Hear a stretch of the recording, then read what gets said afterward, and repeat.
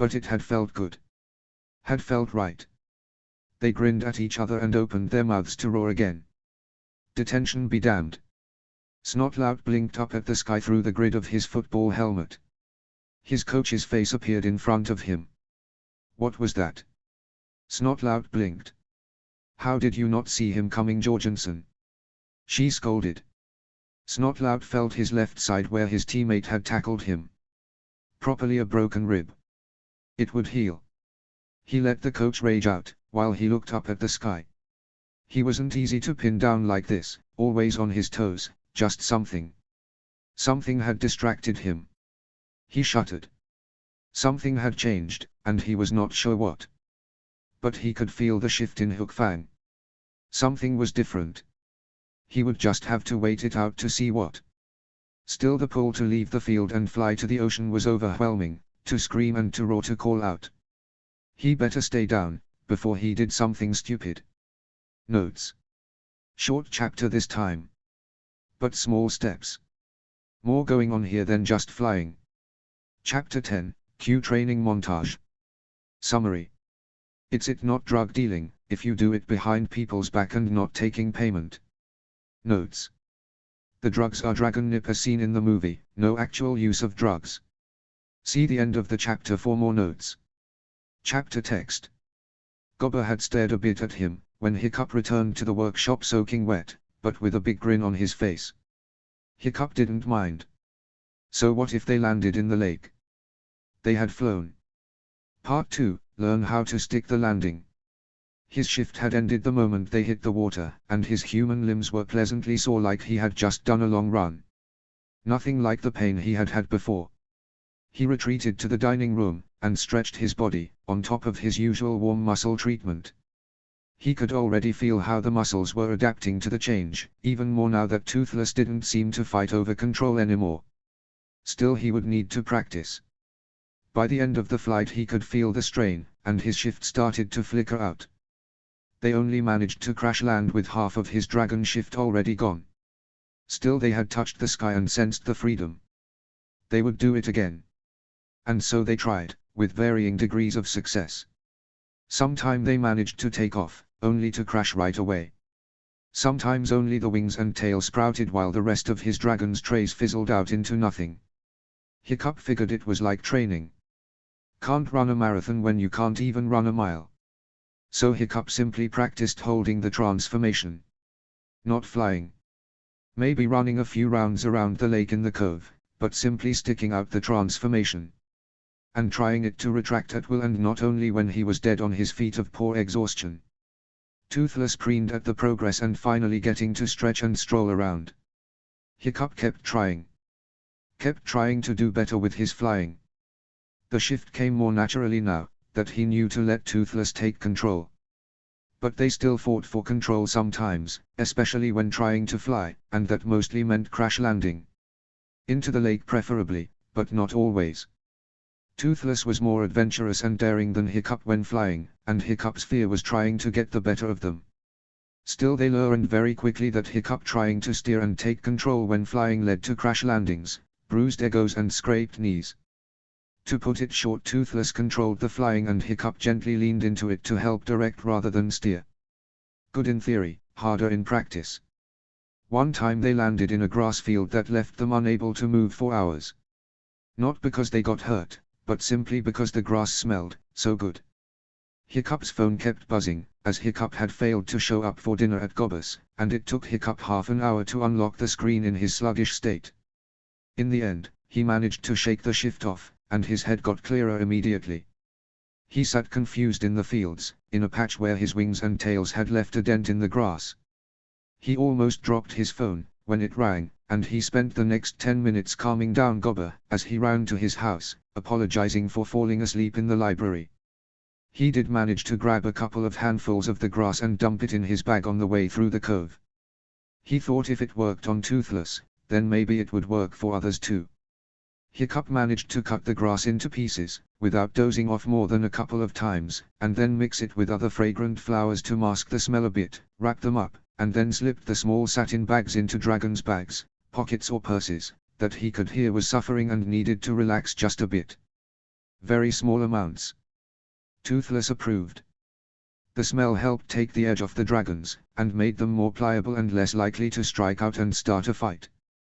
Was it considered drug dealing, when you were distributed dragon nip behind people's back, without payment? Hiccup hoped not. The small potpourri pouches he left everywhere in school seems to help.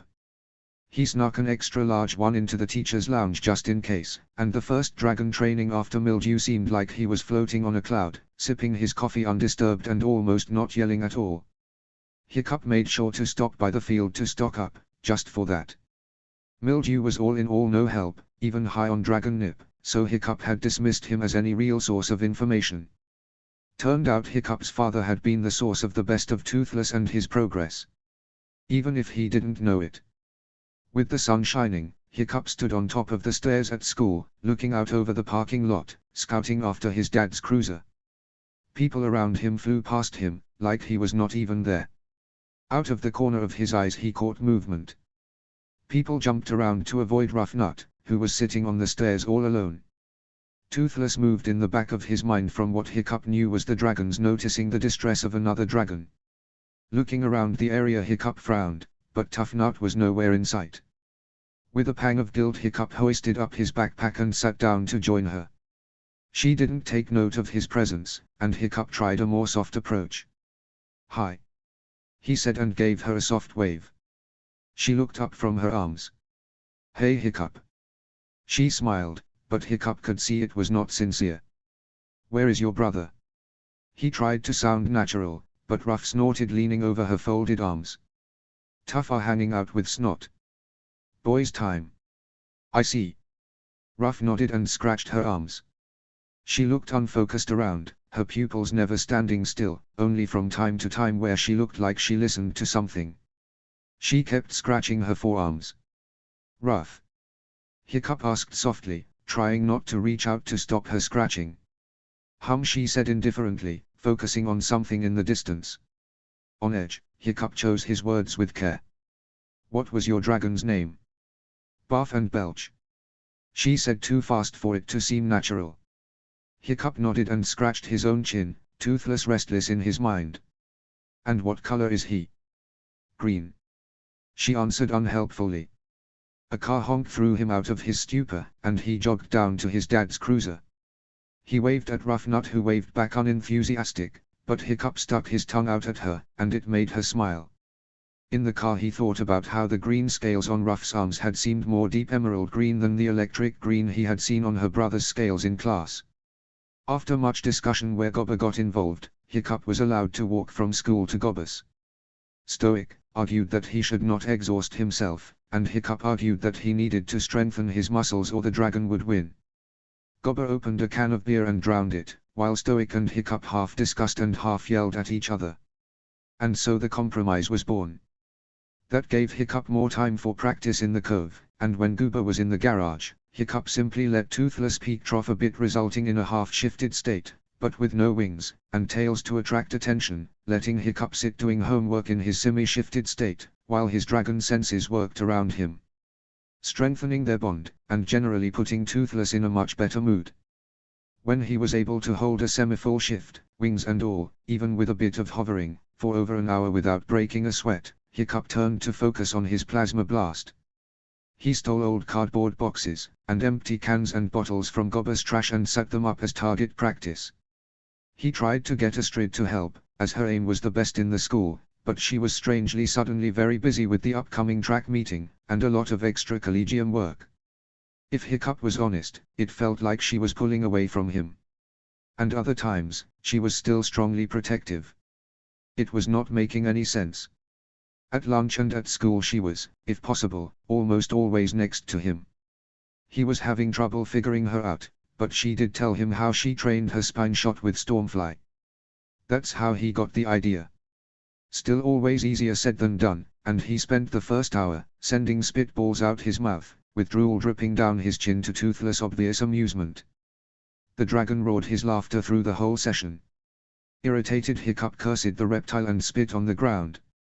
A small bolt left his mouth and made a small burning hole in the ground. Both Hiccup and Toothless jumped in surprise, and the scales stood up on their arms. They sniffed the smoldering spot as it fizzled out. Hiccup reminded himself to bring a fire extinguisher next time. Even with shifts mostly under control for now, Hiccup still refused to shift at school. He was not sure how the others would react. He was okay with being a terror. Toothless was not, but Hiccup reminded him that, when people found out he was a Night Fury, they would be even more impressed. It seemed to stroke the dragon's ego, while Hiccup sauntered around school trying to help the dragons around them. He found a scarf in Lost and Found for a Typhumarang with a beginning cold. He gave a candy bar to a hungry terror, and lent his heating pouch to a nightmare, who had strained his neck. Small things to help and to make things run smoother. He even got acknowledged for it now. The dragons he helped would nod or smile at him, even thank him sometimes, instead of wishing him far far away. Toothless preened, and sometimes a pleasant purr would room-tough their body. Even if the purr was low and barely audible, the dragons would react to it, and let Hiccup pass without having to elbow his way through the crowds. Astrid smiled at him every time she noticed it happening when they walked together, and it made small butterflies spring to life in Hiccup's stomach. He sat down next to Fishlegs for lunch with a smile on his face after recommending a dragon dentist to a gronkle with toothache. He felt useful. "What are you working on?" Hiccup gestured to the tablet open on the table next to Fishlegs' lunch. With a smile, Hiccup saw a bowl filled with stones as a dessert for Meatlug. They had been talking more lately, and now Fishlegs even ran up to him to walk to classes, or just chat. They had a lot in common, it turned out. They could talk about games, TV, melting points of different metals and rocks, science magazines, and the latest Ivan the Dragon Viking comic that had been released, while the others rolled their eyes, but Hiccup felt he had his friend back. Snot was still Snot, he didn't know how to talk to the twins, and Astrid was still eluding him despite her bold smiles. But Fishlegs and him fell right back into their usual conversation as years had not passed. Still, there was one topic they were both still very interested in. Dragons, of course. Fishlegs didn't even look up as the other joined them. An essay on what kinds of materials work with dragon shifting and how different materials affect the ability to shift. He grinned into the tablet, and scribbled something with his stylus. He looked up at Hiccup, who was already leaning in for more so materials that were more common back in the old Viking age, such as leather, wool, linen and other fiber-based fabrics are easier to shift with, right? They just melt right into the dragon skin, whereas fabric made of more synthetic fibers, like polyester, can work against the shift, as they are not as natural and take extra effort and energy for the dragon to adapt it into their skin. Hiccup nodded along as Fishlegs explained using his hands as he spoke. And how metal changes shape, but stays on the dragon in some cases. Hiccup halted, eating his sandwich, to ask, meaning, before handing a fork to the twins who were making a tower out of cutlery. Snot glared across the exchange. Fishlegs continued, even more enamored, swinging his own cutlery around. If you wear, for example, a wedding ring or an earring, the pure metal, it will stay and shift onto your dragon. So you shift, your dragon still has your earring in its ear, or pierced through a horn. Maybe. Tough Nut snatched the spoon out of Fishlegs' hand, while Fishlegs continued undisrupted. I'm also kinda looking into material that will hold the shape when shifting, leaving it as a layer on your dragon. But the only thing I can find is metal used for dragon armor, and they would have to craft it to fit the dragon's proportion. Hiccup nodded, interested, while Astrid just shook her head beside him. So, it would be like, if we could make a material that would sift with the dragon, so if you made like a bulletproof vest, it would change shape and just warp to fit around your dragon. Fishlegs nodded eagerly. Or like if you have a thing to help your dragon, and you put it on while in human form, and then when shifting, it would move to a place where it would support your dragon, without you having to put on afterwards. Fumbling with your big dragon hands. Hiccup added. The two boys looked excited at each other. Nerds, Snotlout snorted next to them. What about electronics? Hiccup asked. He had noticed that his phone never phased for the rest of his shift.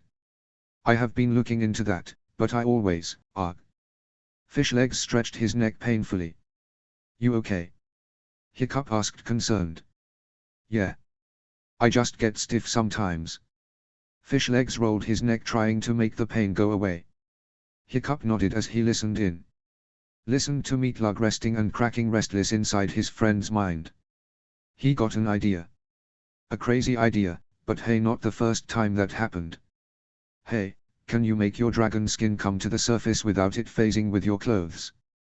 Fish legs shifted proudly.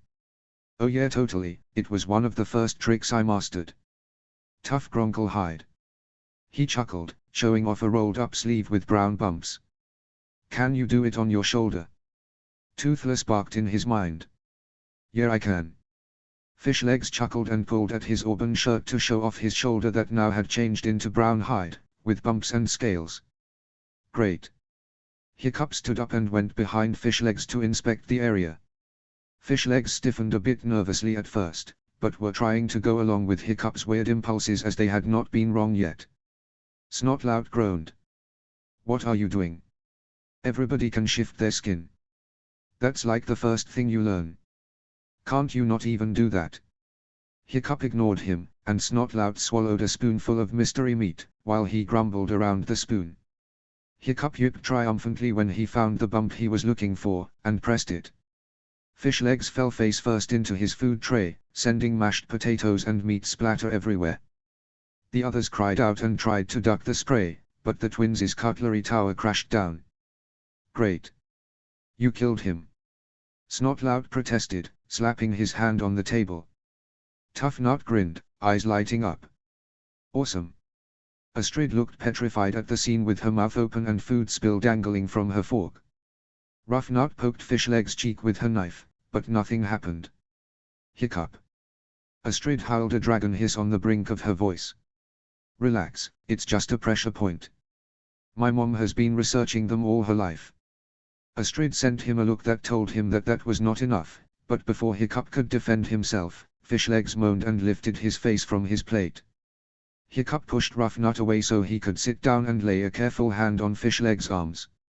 Hey buddy, how do you feel? Fish legs felt his neck, as mash fell down his face and landed with a splat on the table.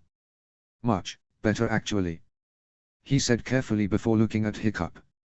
Meatlug says thanks, she is much more happier. What did you do? I helped relieve some muscle tension, and let her focus more of her energy on you. Fish legs blinked at him, but Hiccup continued. The flow between you should be better now, and who knows, it may even unlock some new talent. Fish legs' eyes winded. Tough Nut grabbed Hiccup's arm. Do me next.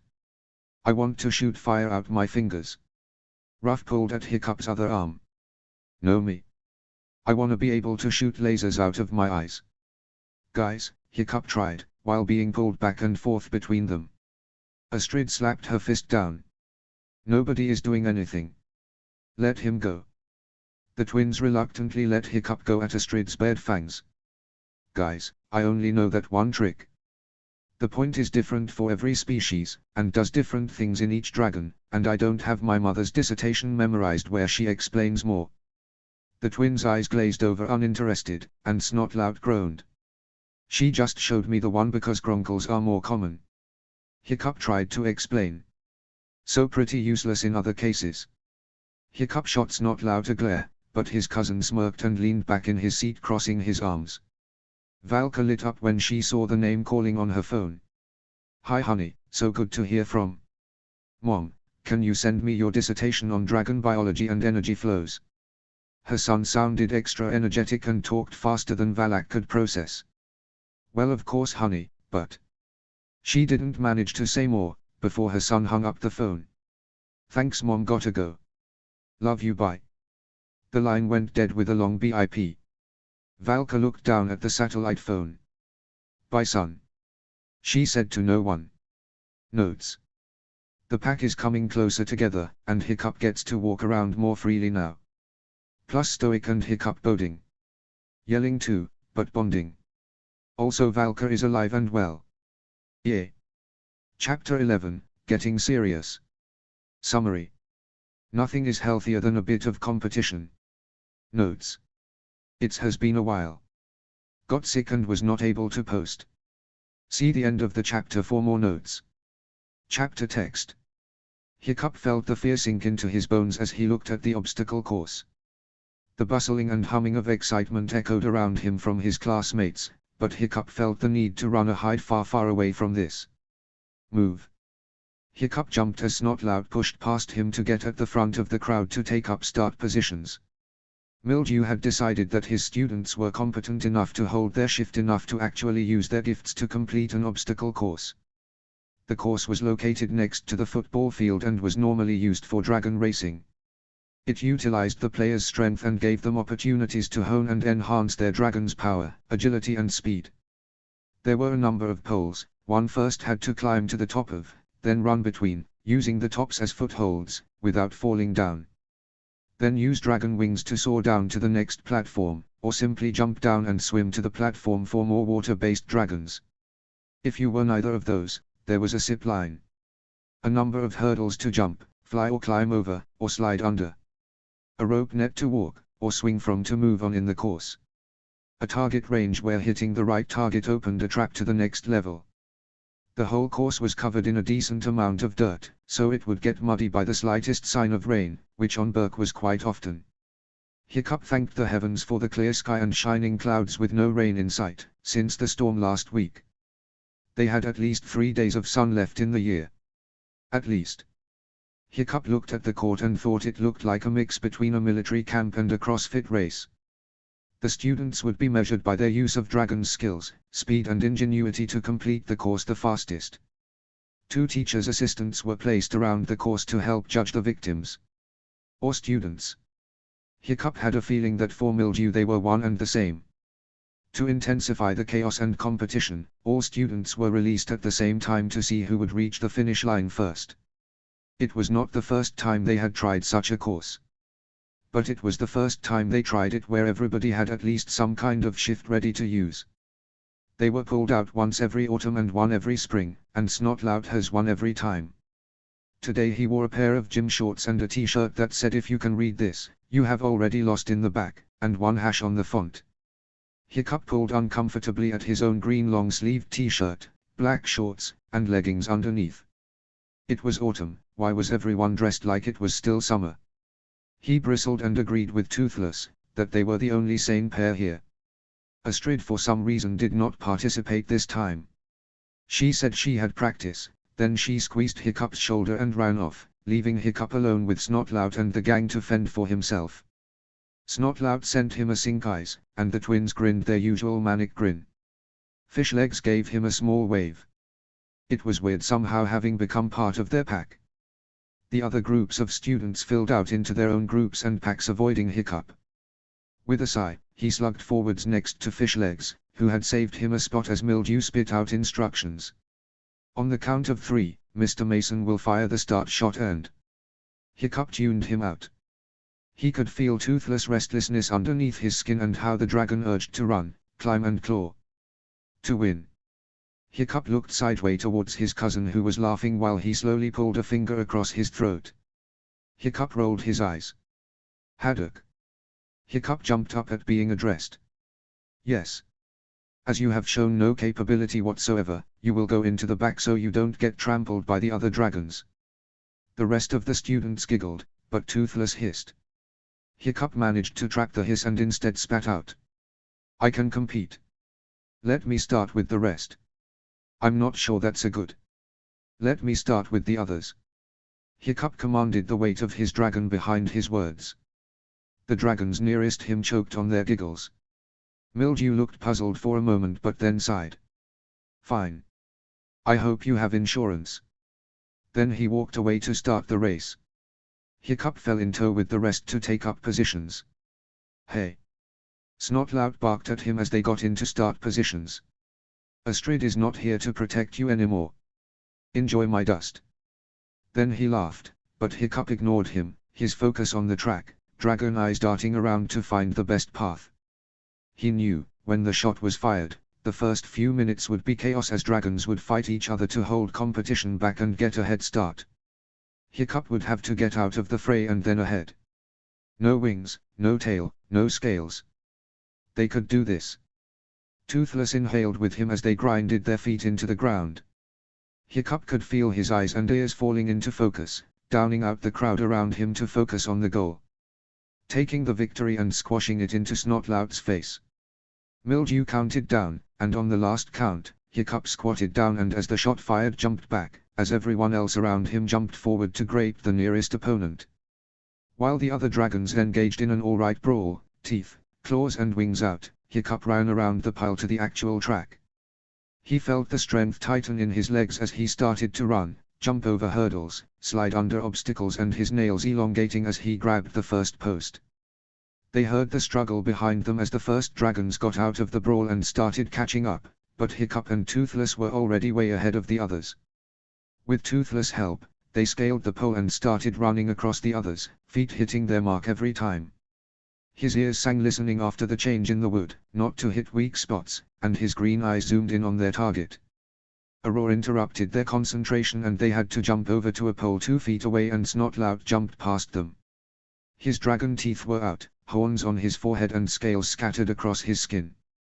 He jumped across the last pole, shot out his arms that extended not quite wings, and he took off. Hiccup growled, but got his balance again as they jumped after him, grabbing the zip line. They landed only seconds after Snotlout and then tore after him, jumping a few more hurdles before grinding to a stop at their target course. While Snot just started firing at random hoping for the best result, Hiccup took a moment to look around.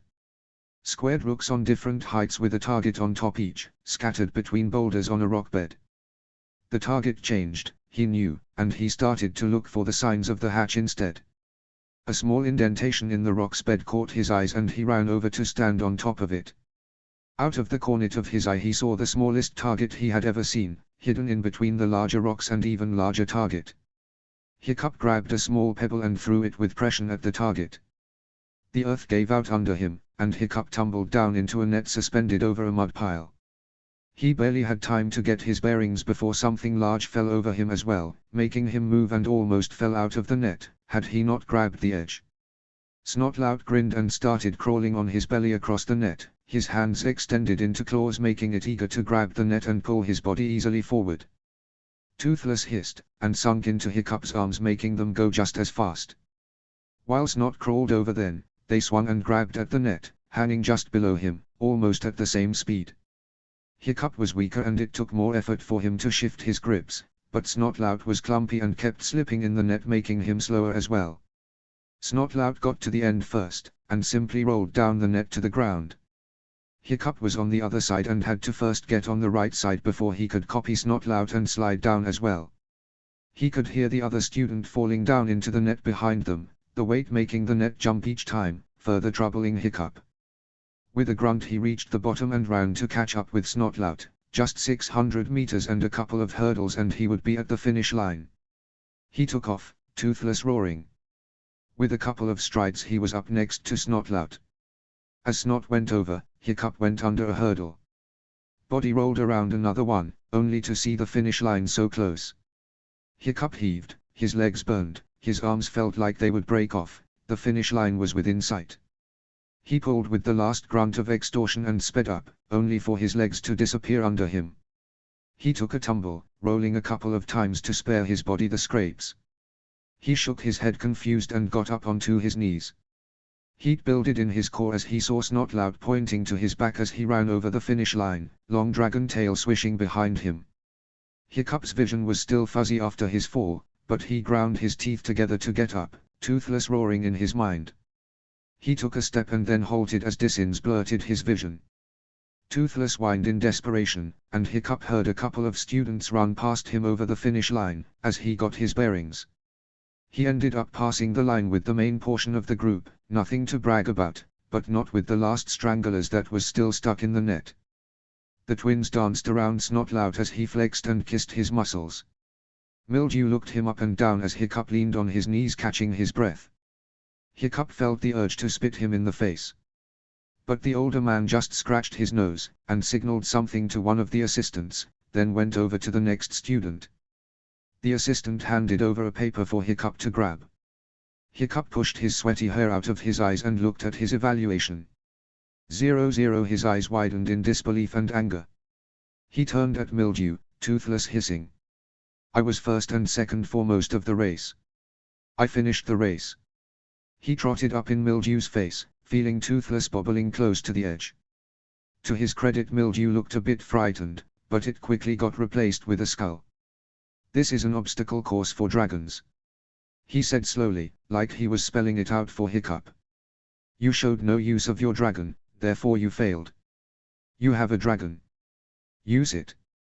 Then Mildew shoved off to yell at the next student, leaving Hiccup with his mouth hanging out. He crunched the paper in his hand, the sound cutting into his ears. A large hand landed on his shoulder and he turned to see Fish Legs giving comforting pats. Good race, he said. His ears were still gronkle, and a large dragon tooth hung from his mouth, and he had large patches of tough, bumped skin. Thanks. Hiccup huffed, trying to calm his thumping heart and raging dragon. You too, he added as an afterthought. Fish Legs rolled his eyes, and shoved him playfully with his shoulder, winking before he ran up to Snotlout. Many around them followed suit, lifting Snotlout up above them chanting. Snotlout, Snotlout, oi, oi, oi. Hiccup's throat burned. It was just unfair. For once he had had a chance, and Snotlout blew it for him. Hiccup heaved as the anger finally boiled over, feeling something build up in his mouth, and he spit it out, hitting one o' the post of the finish line. The assistant who was dotting down the last results screamed as Hiccup's fully formed plasma bolt scorched the wood and left a large sizzling spot on the ground. He looked frightened over the top of his clipboard at the still heaving Hiccup. Hiccup looked around. No one else had noticed, everyone was too engrossed in celebrating the winner and Mildew shouting at them to keep it down. Slowly Hiccup lifted a finger to his lip and looked at the assistant once more. Toothless purred. The man nodded, still hiding behind the clipboard. Then he got up, and walked away, nose down in his papers, ignoring them. Notes.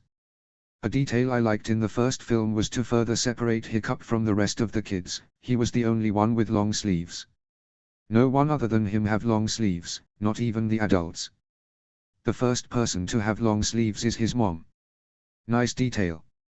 I tried to imitate it a bit here. Hiccup is always wearing weather-appropriate clothing, while the rest of his peers do not. Chapter 12, Look at Me. Summary. Things are heating up. Not just in the locker room. Notes. Chapter warnings, mentions of child abuse. Chapter text. Next, he sat up the target practice again in the cove. Feeling the fire warm up deep in his core before firing the plasma bolt out of his mouth, tasting the char and energy on his tongue. Hiccup knew he could hit them. He knew, with toothless eyes and precision, he could hit it. It was just a matter of building up the plasma in his mouth and keeping it there enough to form a ball big enough to fire. Last time he had fired in anger, but he couldn't keep that method up. It had been an impulse, just like the first time they had flown. And he hasn't been able to do it since. He would have to do it again, without the anger. He didn't want to be dependent on being angry all the time. It was not worth it. There had to be another way. Like he had found his own way with flying, with communication with Toothless, with shifting. There had to be another way. He just had to find his angle. Astrid had ambushed Hiccup the moment the class was back at school ground. Hiccup lagged behind after waving Fish Legs off and dragged himself into the locker rooms long after everyone had left. Astrid smacked his locker shut in his face. What the hell? She screamed. Hiccup jumped in fright, making a very manly and not at all high-pitched scream. Astrid. You can't be here, this is the boys' locker room. He chided, holding up his towel as a shield, even if he was fully dressed, in his now dirty and sweaty workout gear. You let Snotlout win. She snarled. I did not let him win, he cheated. Hiccup snarled back. Of course he cheated. What did you expect? She showed him a flash of fangs. You need to stop overthinking and just do. He has dragon powers, and has won every year. Of course he's gonna cheat. Hiccup flashed his own dragon teeth, which was less impressive as they were indistinguishable from his blunt human teeth. Think of what his father would do if he didn't win. Astrid hissed. Hiccup faltered. You know. Astrid gasped. You know. They looked at each other for a moment as the severity of the situation fell on them like a heavy blanket. I patched him up a couple of times. Astrid revealed, leading up against the locker next to Hiccup's. And you never told anyone. Hiccup accused. Neither did you. Astrid screeched, scales puffing up. Hiccup huffed as Astrid continued. It is his words against mine. One word from him and my reputation would be ruined. You know, what is at stake for me. Is that why you don't compete in the race? Astrid remained silent, but looked down at Hiccup's hard stare. Hiccup had tried to say something, but nobody believed him. Not his dad, Gobber or his teachers. If Spitaloot was a little rough around the edges, it's because he tried to raise a son without his mother, and one should give them space. They tried their best. Hiccup had called that dragon dung, and been dismissed. Hiccup smacked his locker. You make it really hard to keep truce. He growled.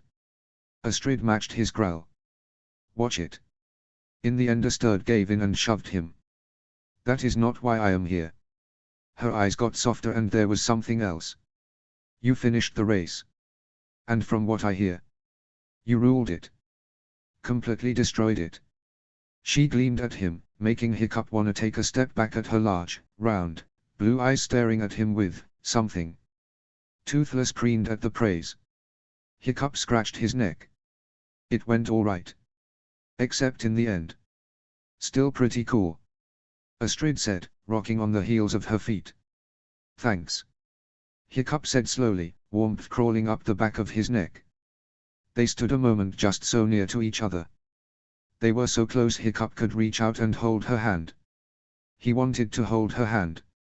Her breathing seemed shallow, as she looked at him through her eyelashes. Hiccup croaked. Yes. Astrid's voice was soft, and sent shivers down Hiccup's back. I need to shower. Hiccup spit out, going rigid. Astrid looked confused at him for a moment before her whole face became red. Right. She laughed. I leave you to it, I'll just. She started walking away, but her hip caught a wagon filled with basketballs on the way, making it trip or spill its content everywhere. Ups. I just. She took another step and hit a bunch of floorball sticks that clattered to the floor. Dang it. She cursed and Hiccup could see blue and yellow scales ruffle on her neck. She pushed past the equipment, leaving Hiccup behind, hiding his overheated face in his towel. As he stood there in the cove, his cheeks heated up thinking about it. Toothless moved in the back of his mind, and Hiccup tried focusing on the target once more. He cleared his throat and took aim. He remembered the feeling from before. The heat, the power, then he thought of Astrid. Thought about how her face bloomed at him, but also on how she had looked before all that. Proud. She had been proud of him. Toothless preened and purred in his mind. The warmth built further. He thought of Goober patting his shoulder as he fixed a particularly difficult problem at the shop, and then again when he told the client to shove off and behave like an adult instead of whining about the price. He thought of Fishlegs, who ran up to him with the newest release of Ivan, gushing to him and grabbing his arm, wanting his opinion. He thought of the twins, who sat down next on either side of him, when he was having lunch alone and continued to annoy him until he agreed to sit with them at lunch. He thought of his father's proud face as they sat across from each other, as Hiccup nursed his growing dragon muscles after they had poured scalding water over them.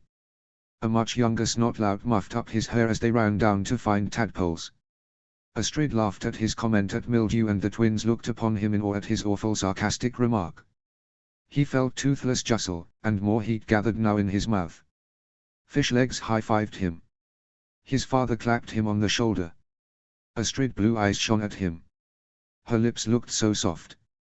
Her hand grabbed his arms as she pulled him up, bringing them close to each other. Hiccup opened his mouth and fired the plasma bolt, hitting the target dead center. He clicked his tongue and followed up with the next one and the next one, each hitting their mark. Hello, angle. He grinned and Toothless huffed in contentment. He felt his muscle shift, and his skin crawl as he let Toothless take over and wings extending. They took off flying with a wicked grin on his face, howling in triumph. Laughter rocked his body. Chapter 13, The Other Dragon. Summary. Sometimes the best throughout plans are not the best executioned. Or sometimes Hiccup needs to think before he acts, and ends up doing more harm than good. Notes. Chapter warnings, being forcefully forced underwater. See the end of the chapter for more notes. Chapter text. Something had bothered Hiccup. or rather someone. And for once it wasn't Snotlout. Things had come down a bit now, his brain was not being torn apart by his dragon. Regular flights and being in a pack actually helped. The urge to seek out other dragons had lessened now that he was part of his own circle. Even if that circle contained Snotlout. They had worked out some kind of silent agreement. Toothless did not do his weird command thing, making Hook Fang obey his orders, and Snotlout did not take his anger out on Hiccup. Sort of. Hiccup still got pushed around a bit, but everyone around him called it dragon roughhousing, and he could still not figure out how Toothless did the command thing. Sometimes Hook Fang just felt like obeying Toothless and keeping the hell out of his way. Mostly when Hiccup was agitated or tired or in a few cases angry. It left the boys in some kind of stalemate, that neither was happy with. Fishlegs and him were good. They were friends again. Astrid and him still had the truce, so everything was fine. Totally fine, and Hiccup did not spend most of his free time thinking about her. Even if the tension between them could be cut with a knife according to Tough Nut. Which he tried to do, by throwing a knife in between them at lunch the other day. Astrid had flared up, all dragon up, and chased him around the cafeteria throwing spikes after his head. And that was the thing. Tough Nut was Tough Nut. Chaos and manic, but fiercely loyal even like this. You knew how to expect something unexpected. Rough Nut was weird. And that was saying something. But the more time Hiccup spent with her, the more he noticed. Her brother was cool, unbothered, chaotic and happy. Unhinged, but happy. Rough was twitchy. Unfocused and uncertain, especially when she was away from her brother. When they were together she would mirror him and react and feel the same as him, lean on him for support and for guidance on how to act or react. And Tough never noticed. Hiccup had a theory, but it seemed impossible. But then again, two persons sharing a dragon was impossible in itself, so maybe. Toothless Tingle-scenes always acted up around Rough, so maybe there was something she was not telling, but her dragon was trying to communicate. He was interrupted by Astrid handing him a plate decked out with food. With a nod, he smiled and thanked her, making her scoff, but Hiccup could see the pink tint at her ears. Snotlout made a gagging noise behind them, but sat down as well. Tough made a comment and dragged him and the table into a discussion about lasers vs venom. Hiccup toned them out and focused on Rough Nut. She was having an intense staring contest with her water bottle. Toothless moved in his mind. Hiccup bit into his lunch and really looked at Rough Nut, searching for the signs of a distressed zippelback. She licked her lips looking parched. She was clenching and unclenching one hand, while the other remained calm on the table. For a moment it looked like she was gonna use her clenching hand and snap her fingers. Hiccup gasped, leaning back, as he knew Rough had the head that set things on fire, while Tough had the one that sprayed gas. Which gave her the ability to make sparks with a snap of her fingers. Hiccup was quite fond of having two not burned eyebrows, so he almost fell over trying to get away. Rough Nut raised an eyebrow at him. The others looked towards him at his ragged movement, so he laughed awkwardly at them. Weirdo. Snotlout commented and went back to shouting at Fishlegs. Rough had gone back to staring at her water bottle. Hiccup looked at her hands on the table. One had electric green scales with a couple of red ones in between. The other hands were a completely different kind of green. And shape. Toothless huffed, making Hiccup take a calming breath. He found his phone and pretended to write a message to his dad, while he took a picture of Rough Nut's hand. He plopped the phone into his pocket. He tried not to run out of the room, until the bell rang for class. After class was over, he sped past his pack and ran to Gobber's. Gobber almost had a heart attack, when Hiccup smacked his hands down on the garage counter, out of breath and heaving, waking the man from his nap. What happens when you reject your dragon? Hiccup heaved.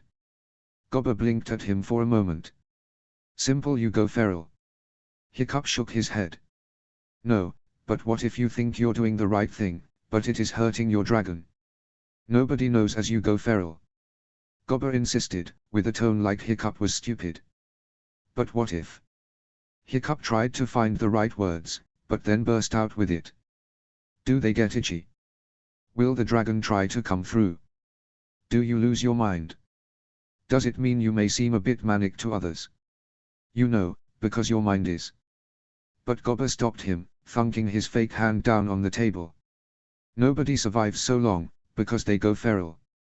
But what if they? Gobber dragged his normal hand down his face in despair. Hiccup. I love you. You're the closest thing I will probably ever have as a son. Woe deep. Honesty. Hiccup said with round eyes, but Gobber held up his hand. But please. Shut up. Having clearly depleted his most reliable source of dragon knowledge, Hiccup said instead. I need to see your book of dragons. Gobber looked at him like he was disturbed, but got up and found the book for him. Hiccup roughed through the pages trying to find the right connection, letting Toothless gently prod his mind in the right direction as he read. He had been looking for signs of disgruntled Zippelback, but what if he was looking for signs of another type of dragons entirely? Toothless cooed, making Hiccup stop to look down at the page his dragon was hinting at. He titled his head to take in the new dragon, finally connecting the dots in his head. Rough Nut had a different dragon than her twin. After a few days of spying on the twins to confirm his theory, Hiccup put his plan into motion.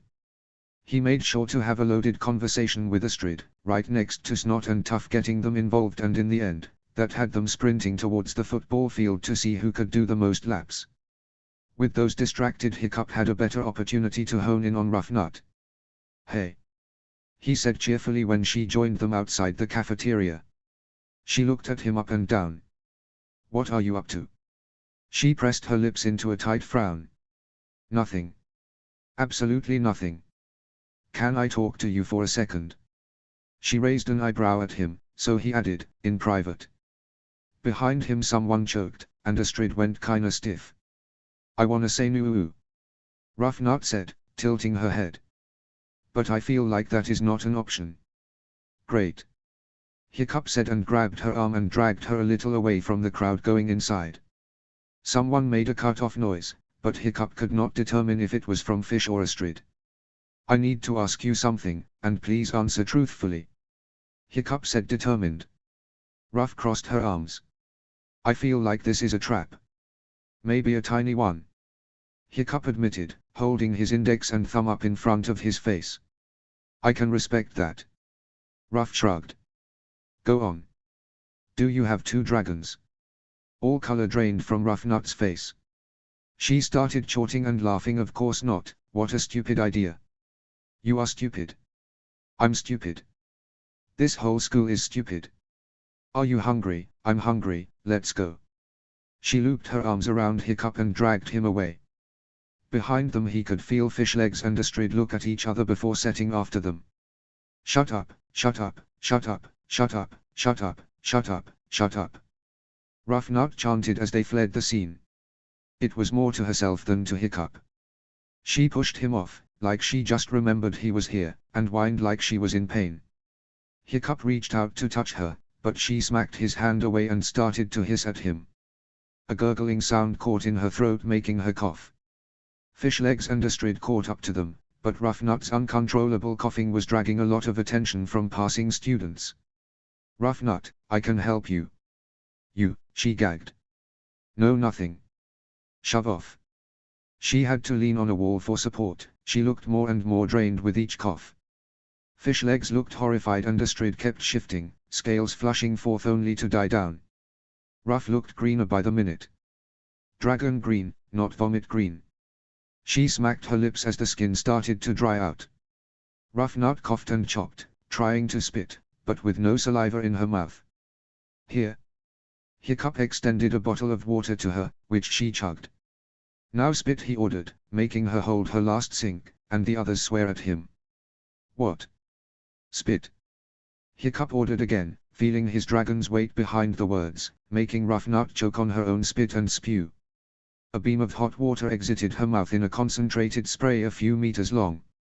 Hiccup beamed, while Fishlegs and Astrid gaped. Rough Nut held a hand to her mouth up to cover it in horror.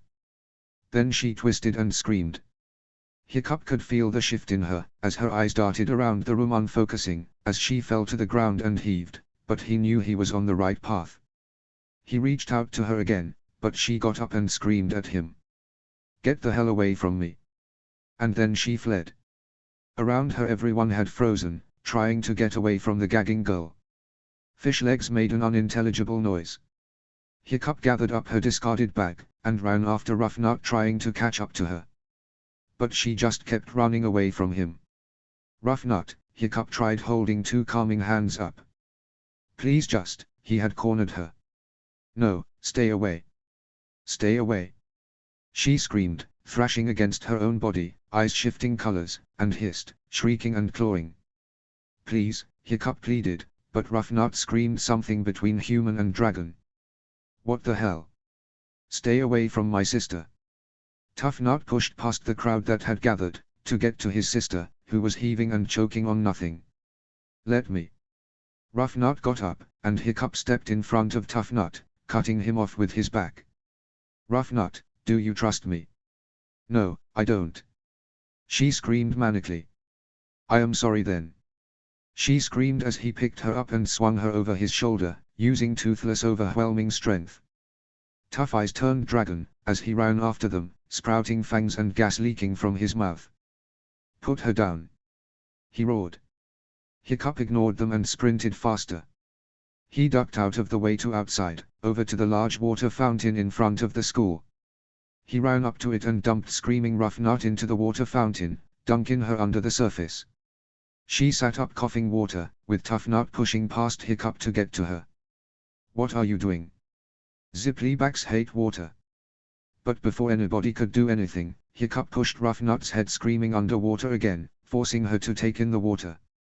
Tough Nut howled as he attacked Hiccup, who evaded him to help Rough Nut up to a sitting position. You! Tough Nut pushed him and knocked him off balance. Rough Nut snarled and, to everyone's surprise, fired a beam of scalding water past Hiccup's ear. It hit a metal pole, and melded right through it. Both Rough Nut and Tough Nut started unbelievingly at it. It worked. Hiccup heaved. Tough Nut looked towards him, devil in his eyes, but before he could make his move, his sister threw herself from the fountain with a cry and ran away. Her soaked shoes left a trail along the way, as her wails got higher. Tough Nut gave Hiccup one evil look, before thinking better of it and running after his twin. Without warning, Hiccup was unkindly pulled up by Snotlout, who snarled at him. What the hell, freak? He shook Hiccup by the collar, spitting him in the face. Don't you dare pull such a stunt again. Then he shoved him and ran after the twins. Hiccup rubbed his shoulder and looked through the crowd to see Fish Legs and Astrid looking down at him from the stairs. Fish Legs, you have to know but Fish Legs huffed and followed the others. Astrid. Astrid stayed for only a moment, before she toughened up and followed the others, leaving him in the dust. The rest of the student body around them started to sulk away, calling him creepy, dangerous and feral. The guilt sat like a hard stone in his chest. He was just trying to help. Notes. I noticed that the twins in the movies were the only ones who shared a zipelback, while others just had one rider. So in my lore, it is one person one dragon, but then twin comes up and muffles the water. So yeah, 2 dragons for 2 people. Kudos for people who could smell the plot much earlier, winking smiley. I have a friend who did not find out she was autistic before she was in her 30s. When she was young, she did not know how to react to certain situations, or interact with people in some situations. What she did was she mimicked her twin sister. Looking and reacting like her made her pass as normal, and she did not really understand why until much later in life. Another reason why there should be more studies into autism for girls. Rough Nut is doing the same here, her heard too muffled to think or to be herself. Disclaimer, Hiccup reacted very bad in this situation, and just wanted a reaction, because he too is an awkward teenager and don't know how to communicate. Mostly Toothless spurs him on with his recklessness. No need to beat about the bush with stupid human rules. Chapter 14, Romantic Flight. Summary. Raise the wind and touch the sky. Notes. See the end of the chapter for notes. Chapter text. It only became worse. The very public failure out in front of the school had made people walk around him in a big arch, like he was contagious. They whispered, and froze up when he looked at them, probably fearing he would try to drown them next. Hiccup just wanted to go back to being invisible. There was no trace of the twins, but the rest of the pack returned to class, looking at him like he was a time bomb. Fishlegs rushed past Hiccup, and Snotlout looked at him as if he looked long enough, he could make Hiccup's head explode. Astrid was back to ignoring him. Hiccup figured their truce was up, making the stone in his stomach even heavier. He had just been trying to help. Toothless tried to soothe him, but Hiccup just got more frustrated and agitated by his effort, ending with shutting the dragon off in his mind, making Toothless frighteningly quiet. Guilt and sadness just weighed down on him, and his body felt heavy as he dragged himself to class. His classmates stared at him, whispered behind his back. Hiccup could feel their stares drilling into his skull. He just wanted to go home. To hide away, and forget everything. He had just tried to help. It worked. Rough Nut had spewed hot water like he had predicted. Maybe not the best execution of his plan, but it had worked. Why did it feel so wrong, to be right for once? His ears were drowning. Had he really done the right thing for Rough Nut? Or just the right thing for him? Because once again he had the need to make sure he was right. To be better. Better than all of them. Didn't mean it was right of him. But the dragon had been suffering, Hiccup reminded himself. Maybe now Rough Nut would not wait until her dragon was dehydrated to ask. Or maybe he just made things 10 times worse for her. Again. Did he make it worse? Again. Was he making things difficult for her? For the pack? The pack that he forced himself into. Did they even like him? If they had ever liked him, that was gone now. They had all looked at him like he was a monster. Like he would hurt them. He was not trying to hurt them. He was helping. He was just trying to help. To be useful. He was not useless. He was not. There was something poking at the edge of his conscience. Toothless was still eerie silent, so it was not him. Hiccup had told the dragon to shut up and it had. But what if he never wanted to talk with Hiccup again?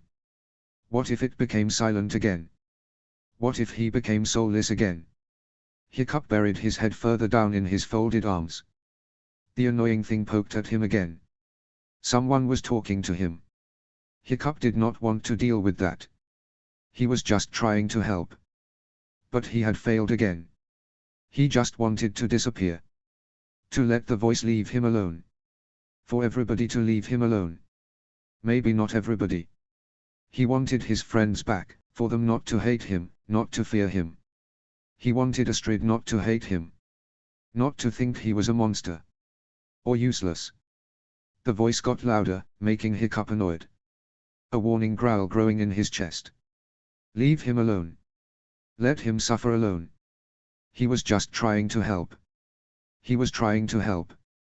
Someone touched him. Hiccup did not want to be touched. Anger boiled up in him, but the person kept touching him, so Hiccup smacked the hand away, got up from his seat and roared. Roared out all his frustration and anger. Roaring out the grief and guilt. Roaring out sadness and anguish. When he was done he felt Toothless shift in him. Peeking through and wrapping his presence around him, making Hiccup think clearer. His dragon had been worried about him, as the feeling of love and worry washed over him. Hiccup breathed in deeply, settling back into his skin and his dragon. With a clear mind, he looked around. He was in class. At his seat. Surrounded by his classmates, seated at other tables. It had been his teacher, who had tried to poke him, apparently thinking he had been sleeping in class. Not accepting his warning, as she was not afraid of a grouchy teenage dragon, she had continued to prod, and had faced the full-on blow of Hiccup's roar. She was absolutely terrified in fear and submission. Her dragon was out, her head bowed in submission, nadder spikes out, scales over all visible skin, as she crouched, her neck exposed. Hiccup blinked down at her. She was shaking. He slowly looked around. His classmates were in a similar state. Hiding behind tables, bags and each other, shivering in submission, varying degrees of dragon out. Fishlegs was shivering, his arms around his head in protection, bronchial bumps popping up like pimples. Snotlout had ducked down under his table next to him. Only Astrid seemed to have tried to resist the submission her dragons had demanded at Hiccup's roar. Her fingernails were long with talons, that had clawed long indentations in her table, preventing her from hiding behind it. She breathed heavily with the effort, scales and spikes covering her face, only her eyes remained human, as they darted around the room. Scared. Concerned. Hiccup was not sure. He was petrified himself over what he had just done. He was not completely sure what he did exactly, and Toothless was too busy fretting about him to be of any help. He looked down at his teacher. "Please don't do that," he stammered, reaching out to his teacher. She screamed and fell back on her behind, more dragon than human. "No, it's okay, Hiccup cried out, but his voice was taking on a raspy dragon growl, making the students flinch even more. "I didn't mean to," Hiccup tried as he looked around his terrified friends. "Please go back to your table," he said, and his teacher scrambled back to her desk. "Everybody, get back up, it's okay." But just as Hiccup had said it, students rushed to their seats, eager to follow his instructions. "No, it's okay," Hiccup said, but it was far from okay. "I think I should leave," Hiccup told his teacher, who only nodded wide-eyed at him. Hiccup nodded as well, and darted from the room, only barely remembering his stuff. He could feel everyone's eyes on him as he ran, and then the sigh of relief when he left. He ran to the cove. His feet moved before he knew where he was going. Toothless was restless in his mind, scolding him for cutting him off, which made Hiccup scold him at whatever the dragon just pulled off in the classroom. They didn't really fight, just growled and screamed at each other until they both were heaving for breath. Fine, Hiccup complained. "Keep your secrets." Toothless made an insulted sound and Hiccup wished he could throw something at him. He sat down at the edge above He Cove, dangling his legs over it. He pulled off his backpack and sighed. He just wanted to help. Now everyone was definitely afraid of him. He was sure of it. So much for keeping a low profile. "Well, that's just swell," Hiccup mumbled, pulling at grass strands and seeing them flow down the cove carried by the wind. "It was pretty dramatic, yeah," Hiccup shrieked and turned around. He found Astrid leaning on a tree, clearly having followed him. She did not look mad, only calculating. Until she saw his face and started screaming. Hiccup looked confused at her, and she fell back, pointing at him. "Your face," she howled. Hiccup's hands flew to his face and felt the scales that had grown over his nose and cheeks. He flapped his left ear, and confirmed his ears had shifted as well. That explained why Astrid freaked out. She had never seen him shifted before. He knew he was no beauty when he shifted, but still. "Kinda rude." Hiccup rolled his eyes at her and stood up. "Whoa. It's like you've never seen a shifted dragon before," he sulked. Astrid got herself under control. She hesitated and stood up, wiping dirt off her skirt. Her eyes flashed yellow, and scales blushed up embarrassed, then she became calculated and mistrusting again. Hiccup gave up, feeling a similar annoyance from Toothless. They shook their shoulders and their wings folded out from their back, tail landing on the ground. The familiar feeling of his shift, like a wave of water over his skin. Hiccup pulled at their connection and stretched their wings, leaving Astrid speechless. "You're not a terror," she barely whispered, or thick in her voice. "No, I'm not," he said. A little stone fell from his heart, being able to finally tell someone. Toothless just preened at the slack-jawed expression on Astrid's face. The expression fell into fear, as Hiccup jumped off the cliff, making his wings carry him down into the cove. He looked up at Astrid, who still looked flabbergasted at him. "I'm a night fury," he said simply. "Can you keep up?" he challenged, basking his wings, making the grass and leaves bow from the winds he created. He looked back up at Astrid with a smirk. Flying was awesome. Flying together with another dragon was amazing. Hiccup laughed as he flew circles around the half-shifted Astrid. She squawked annoyed at him, but quickly got around him, and soared over him, her long talons on her feet gripping after his head, caressing his scalp in a familiar teasing manner, before she dived out of his reach. Toothless howled in elation, and they took chase. They whipped in and out of rock formations on the shore, touched the ocean with their hands, and raced across the forest. Hiccup somersaulted past Astrid, making her hiss at him, but laughing as well. Hiccup was clearly far more trained with his dragon, able to push his limits and do tricks in the air. But Astrid and Stormfly were strong and fast, being able to catch up with them with ease, when they goofed off. Racing with them, not afraid of falling.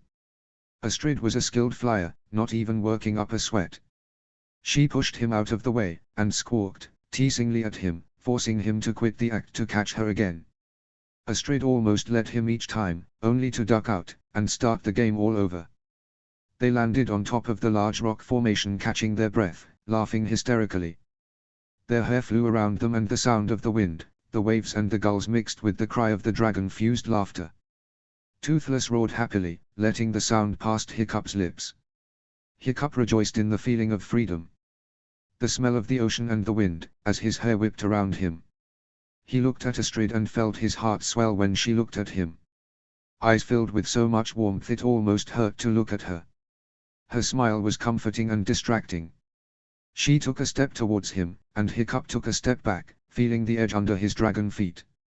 She looked so beautiful, with her hair flying, yellow eyes playing in the sunlight, sometimes gleaming with a hint of blue, a crown of spikes on top of her head, scales scattered around her. This was what they always had talked about. Just the two of them, floating over it all, away from it all. Just the two of them. Astrid's lips looked soft, despite the scales, as she took a step forward. But Hiccup let himself fall back over. She roared and peeked over only to see him bomb dive and catch himself last minute, howling at the top of his lungs. She rolled her eyes at him, their dragon eyes made it easy to see her expression even from this far away. She quickly followed him and they flew skywards again, up, up and up. They broke the clouds racing, heaving their breath at each other.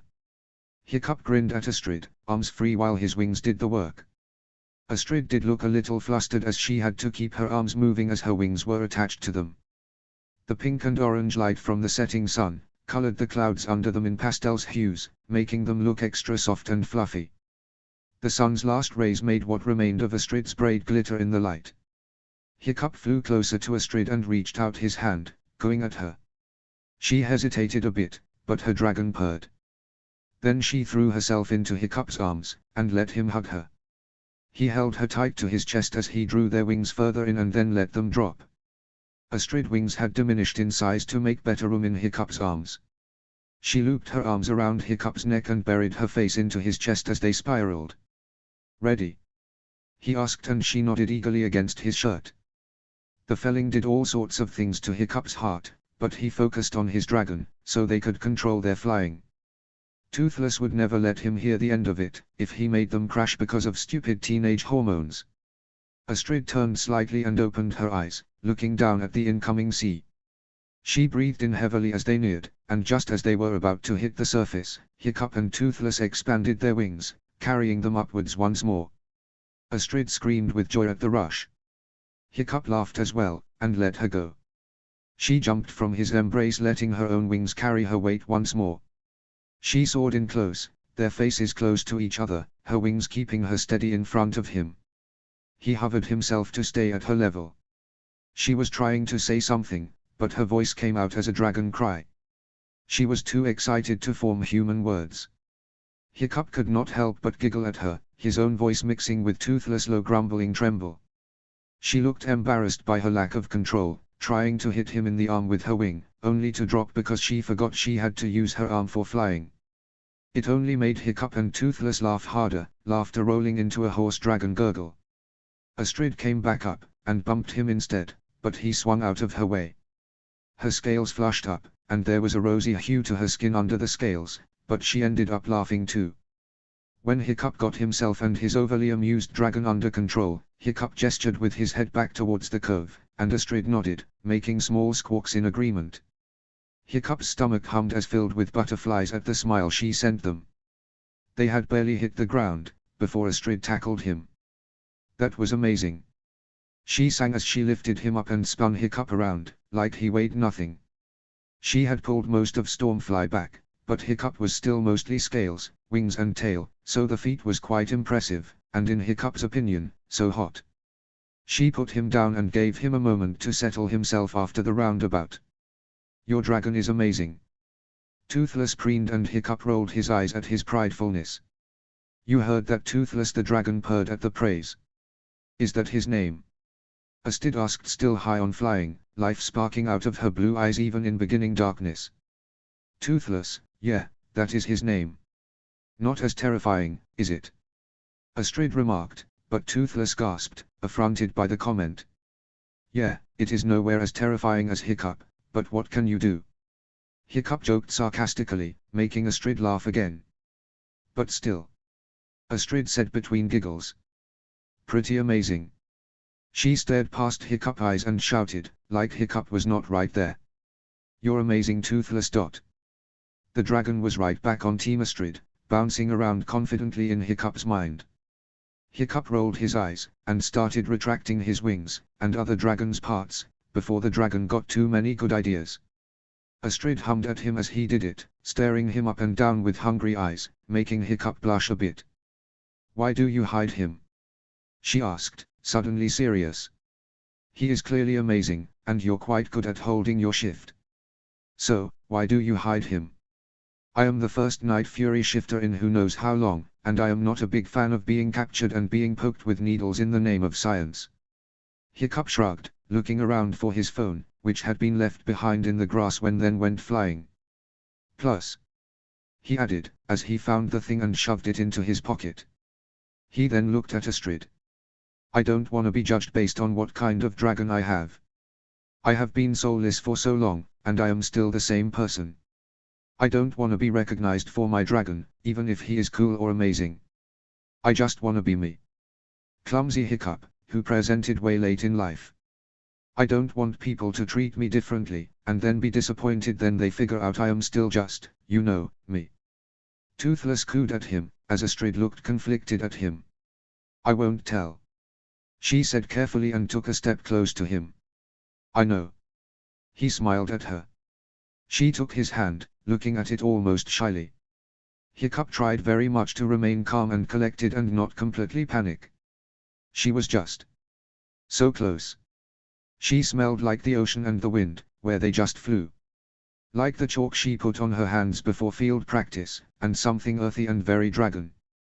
The smell filled him up and made it feel like his heart was gonna beat out of his chest. Her fingers caressed the backside of his hand, and he just stared down at it like an idiot. Are you gonna talk to Ruff? She said quietly. Yeah. Hiccup sighed.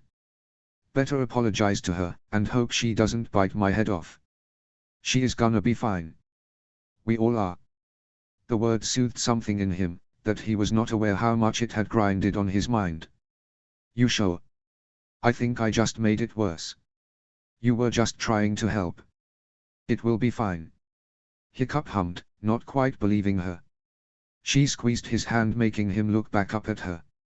And for the record, I don't mind being around Hiccup even if he is just a terror.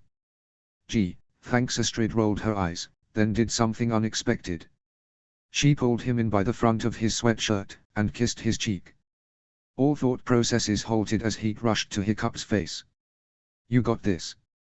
Astrid said, hands still tight at the front of his shirt. Hiccup could only nod. Notes. Hiccup.exe not functioning. Chapter 15, The Water Dragon. Summary.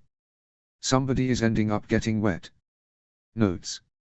See the end of the chapter for notes. Chapter text. The twins did not return to school the next day. Hiccup gathered the rest of his pack and apologized thoroughly to all of them, trying to explain he was not always in control when he got those impulses. I was really trying to help, and I would never do anything to hurt any of you guys. Not on purpose. He looked intensely at Fishlegs and Snotlout, while Astrid looked immensely smug beside him. My dragon seems to be able to read the moods of other dragons, and when there is something wrong, he wants to help. I just want to help. Fishlegs looked worried, and Snotlout only crossed his arms harder. But sometimes I have a tendency to just act, before I think it through. Sorry. Fishlegs accepted the explanation gracefully, but Snotlout was very uncomfortable during the whole exchange. He kept looking for escape routes, and was not sure how to act over for a sincere apology from his cousin. He kept biting his lip, wringing his hands. In the end he settled on, "Don't pull a stunt like that again." Then he nodded and walked off. Hiccup counted it as a victory, as Fishlegs swung an arm around his shoulder. Next he went to see his teacher after classes. She flinched when she first saw him, but got more control over her reaction afterward. Hiccup hung his head, and explained he was very sorry about what had happened in class yesterday, and that he was not sure how to control it yet. Toothless was not entirely happy with him bowing his head, and apologizing so many times, as they technically had done nothing wrong. His teacher took the apology calmly, and asked Hiccup if he needed help with his dragon. "No, we are figuring it out. Still, you presented pretty late, and it is a lot to take in. If you need someone to talk to, my door is open." Hiccup nodded gratefully, and left waving to her. He was quite surprised that he was not getting punished for any of his actions yesterday. It takes 2 more days, but then Hiccup spotted the twins at the doors talking to Snotlout. Hiccup gasped and ran up to them to explain and apologize. But the moment Toughnut got a whiff of him, he grabbed his sister by the arm and pulled away with her, not looking back. He continued to do so, every time Hiccup tried to come near. So in the end, he gave up. They needed time, so he would give them that. Or rather it would seem, Toughnut needed time. Hiccup and Astrid had found a sunny spot outside on the back stairs, leaning in next to each over their language homework. Astrid was trying to teach Hiccup how to pronounce the words correctly, tracing the words with her finger in the book in his lap, while spelling out the syllables. Hiccup was firmly distracted by her closeness, and the movement of her lips. Plus the word's pronunciation was terrible, so it mostly ended in fits of giggles, while Astrid scolded him to be serious with a fond smile. A subtle cough made Hiccup's stomach drop and made him jump up and away from Astrid. "Rough nut!" he cried as he turned around and looked up at her, as she peered down at them from the top of the stairs. "Rough nut, I am so sorry, I didn't mean to hurt you, and I do not think before I act, and I am so rough nut." Hiccup took a step closer to the girl. As he talked, her face had gotten more and more stern, until silent tears spilled over and ran down her cheeks. She huffed and refused to acknowledge them, only wiping her nose with the back of her sleeve. "Rough?"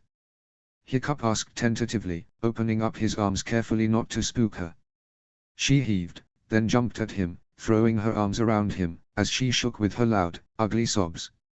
Hiccup steadied them as she collapsed in his arms, stroking her back, and hugging her tight, mumbling over and over, "I am so sorry."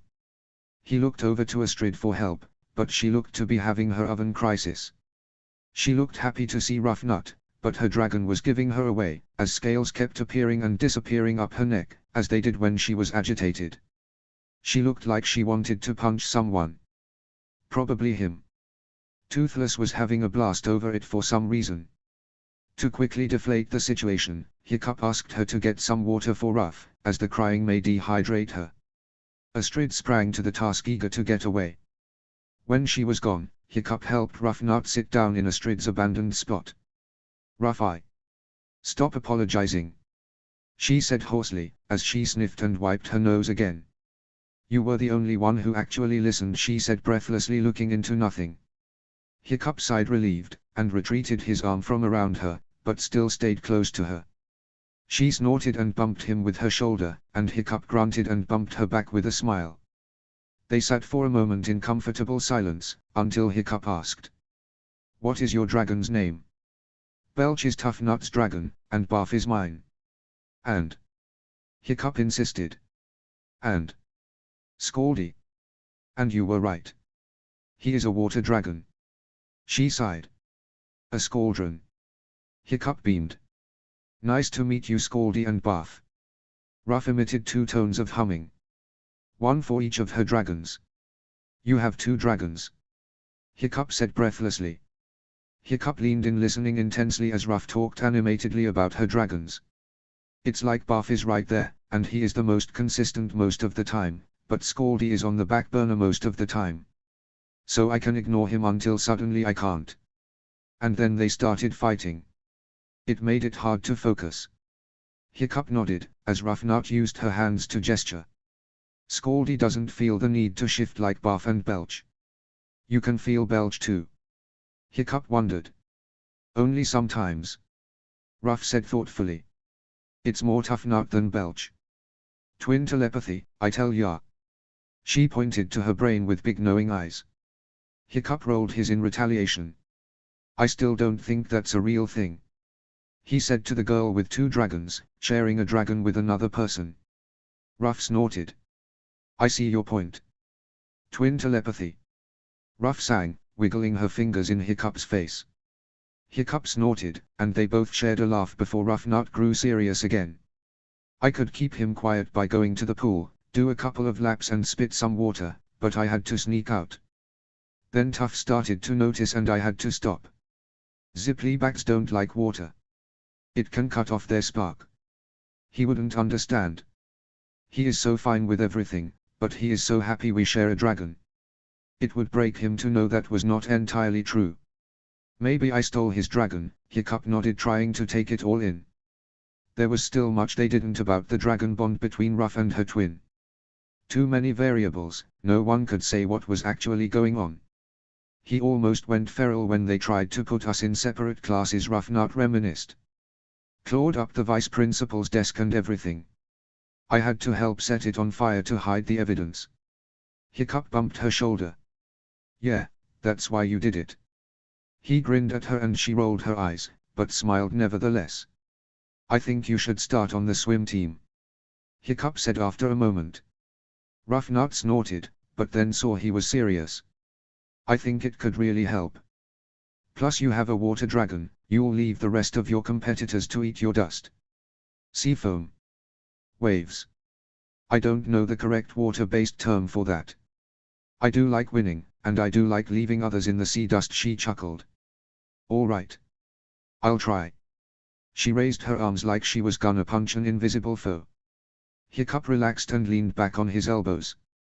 Maybe you even get to best some dolphins if you do competitions. Ruff Nut made a gagging sound. Ah.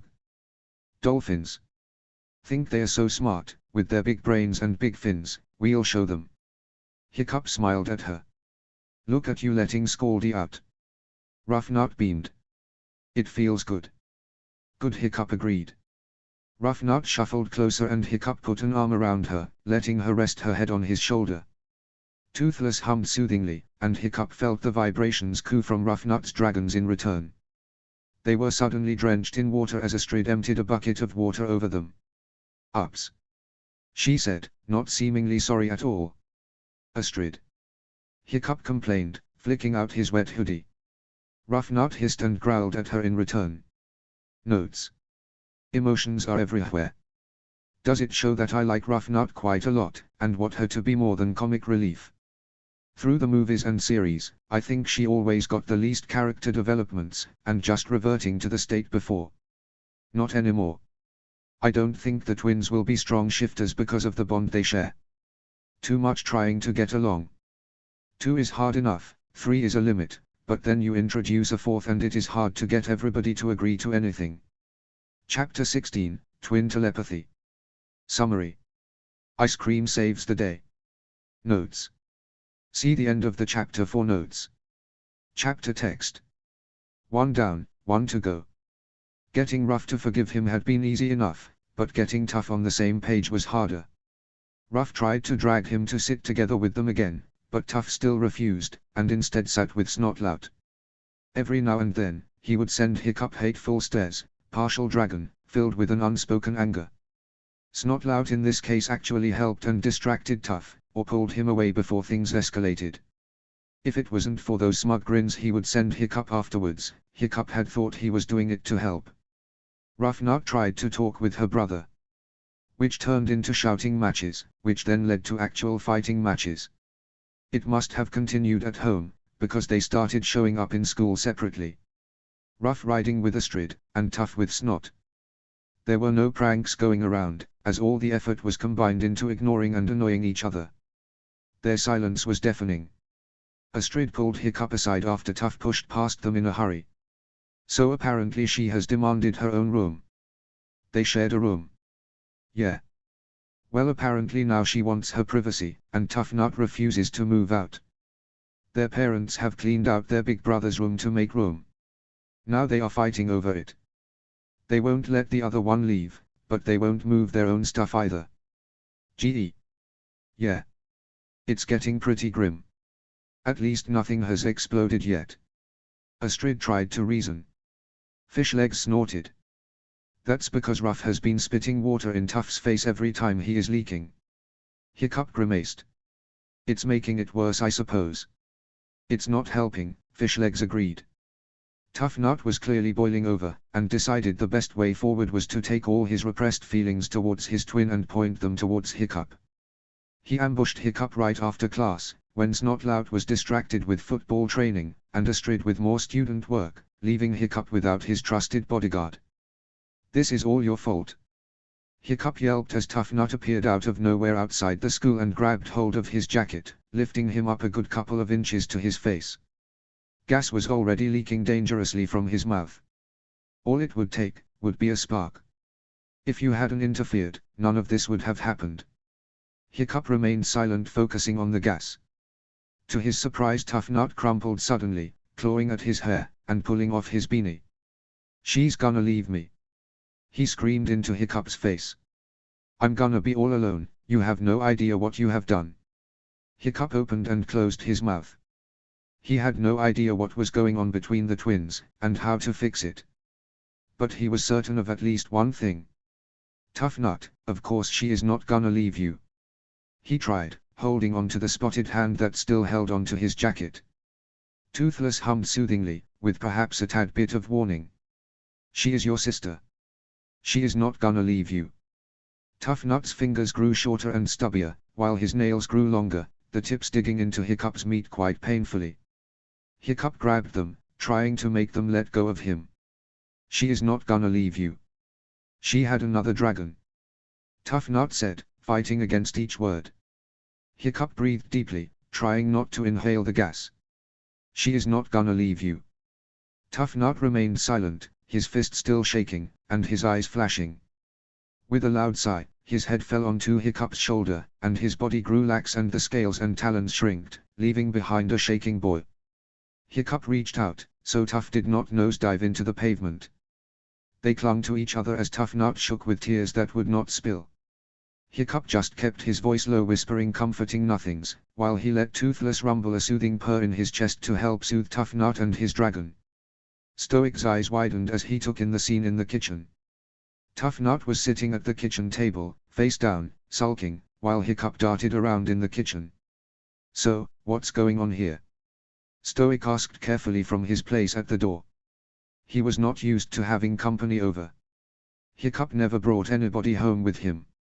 "Therapy," Hiccup answered nonchalantly, and he popped open the lid of the tub of ice cream they had bought on the way home, and placed it in front of Tough Nut, who started to dig in with gusto. Stoic looked at the two boys, before shrugging and leaving the room, to get to his evening shift. "I invited you, sister," Hiccup said. "You did what?" Tough Nut sputtered, ice cream flying from his mouth. Hiccup wiped a spot that had hit his cheek with a flick of his wrist, but ignored the betrayal in Tough Nut's voice. "No more hiding. I fessed up and said I am sorry. Your turn. Whatever is going on between you two, is between you two." Tough Nut made a dramatic howl. "Oh please." Hiccup scoffed. "Ruff already forgave me. I did it in her best interest. Maybe don't drown people in water fountains. You know. In their best interest." Tough Nut hissed. Hiccup made a move to take the ice cream back, but Tough bared his fangs at him. Hiccup growled back and Tough Nut let him dig his own spoon into the tub.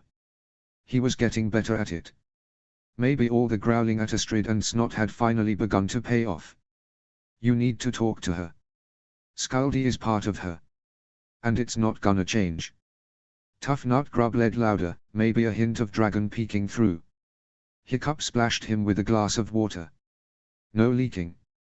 Insulted Tough Nut pulled the tub back to him, dragging his spoon around in the mess. Hiccup snorted and sat back in his chair, letting him sulk.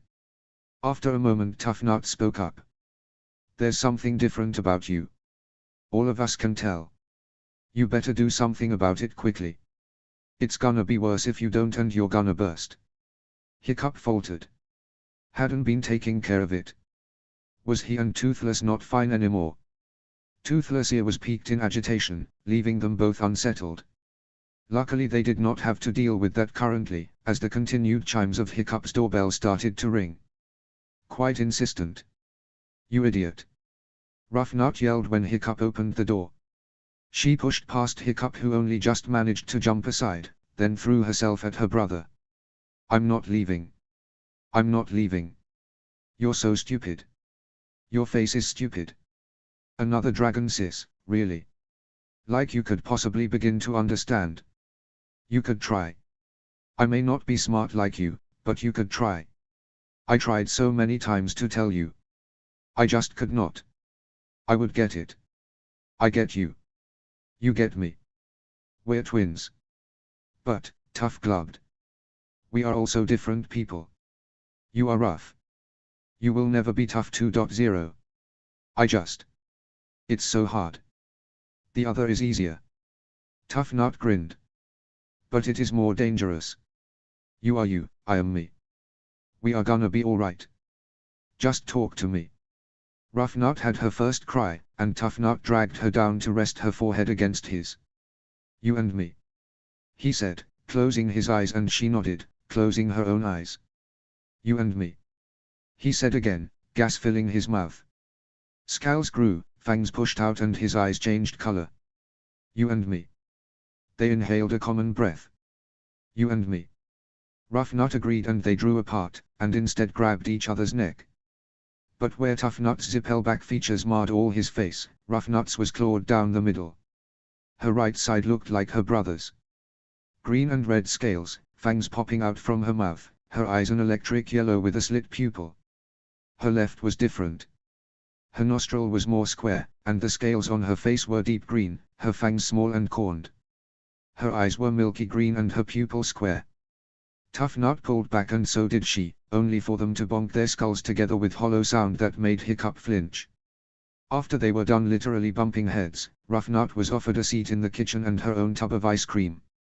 Hiccup left them to have a moment alone so they could eat, cry and hiss at each other.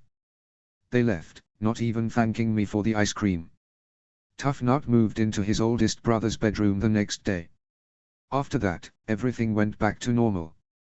Or how normal it could be, except sometime Rough Nut would seek out Hiccup and they would talk about dragon qualities. Or more precise, Scaldron capabilities. She was still trying to figure out how to balance the two. And she thought Hiccup was the best person to trust that with. Even when Hiccup tried to convince he was not. She would sit near him from time to time grabbing his arm, only to make a strid hiss and growls at them. "Why are you doing that?" Hiccup asked her one day. "You know you only rile up a strid." She had it coming. Maybe she will finally get her head out of her ass, if she gets a little competition. "What? For a smart person you're really stupid." Rough Nut just told him and messed up his hair before flagging down her brother and running off, leaving him with more questions than answers. Toothless mocked him. Hiccup picked Rough Nut after swim training to hang out. It was apparent something they did now. Tough Nut still refused to come even 10 feet close to the building with the pool, so Hiccup offered to pick her up, while Tough joined Snout for football practice. It was nice. "I'm glad you're back," she told him, bumping her shoulder into his. He tried not to wince in pain. "Back? I haven't gone anywhere." Rough Nut tittered carefree. "Yes and no. It was always us, you know. The 6 of us, and then it was just the 5 of us." Her eyes grew a bit distant with the memory. Toothless had to hum at him to chase away the dark clouds that started to gather with the reminder. "Packs form early." Hiccup muttered to himself thoughtfully, Toothless purring agreeingly. "Yeah, and so do rolls." Rough Nut kicked a rock on the path. Astrid tried her best, but she was no leader. "She can keep us in check, but it's not the same." Hiccup's eyes fell down on the asphalt as they walked. "There was always this emptiness, where we all knew you were supposed to be. But nobody talked about it," Rough Nut admitted, sounding very grave. Her hands moved about as she tried to explain. "To lead us, make sure we didn't kill each other, and used our destructiveness for the good and all." Rough chuckled. "She tried, but it was just not the same. She is too much of a nester. Don't like the conflict, because she can't resolve it. Just tell us to shut up or shove off. Hiccup stopped, looking at her dubiously. Rough Nut turned around, her braids dancing in a wide arch around her, her tone light. Don't you remember?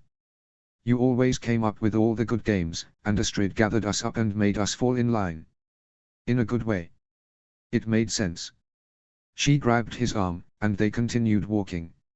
Even with me and Tough though, or Snot and Tough. You always knew how to deflate the situation, making us all friends again. Astrid was never good at that. Hiccup tried to remember what she talked about, but the picture of his childhood was vastly different from her recollection. You don't need me, he said quietly. He was rewarded with another shoulder push. You don't get it, she said loudly. It was not the same without you. Hiccup's heart felt fuller with the admission. Rough Nut shrugged. Snot Lout follows Astrid around because he is a creep like that, but Tough Nut follows Snot, and I follow my brother, and Fish Legs follows me. Fish Legs.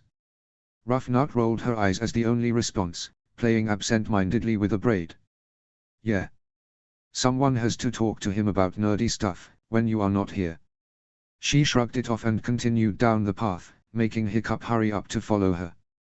Besides his theories about how alloys and materials affect the shift and how dragons' traits vary and grow through different generations, depending on resources and other benefactors from the environment is pretty neat.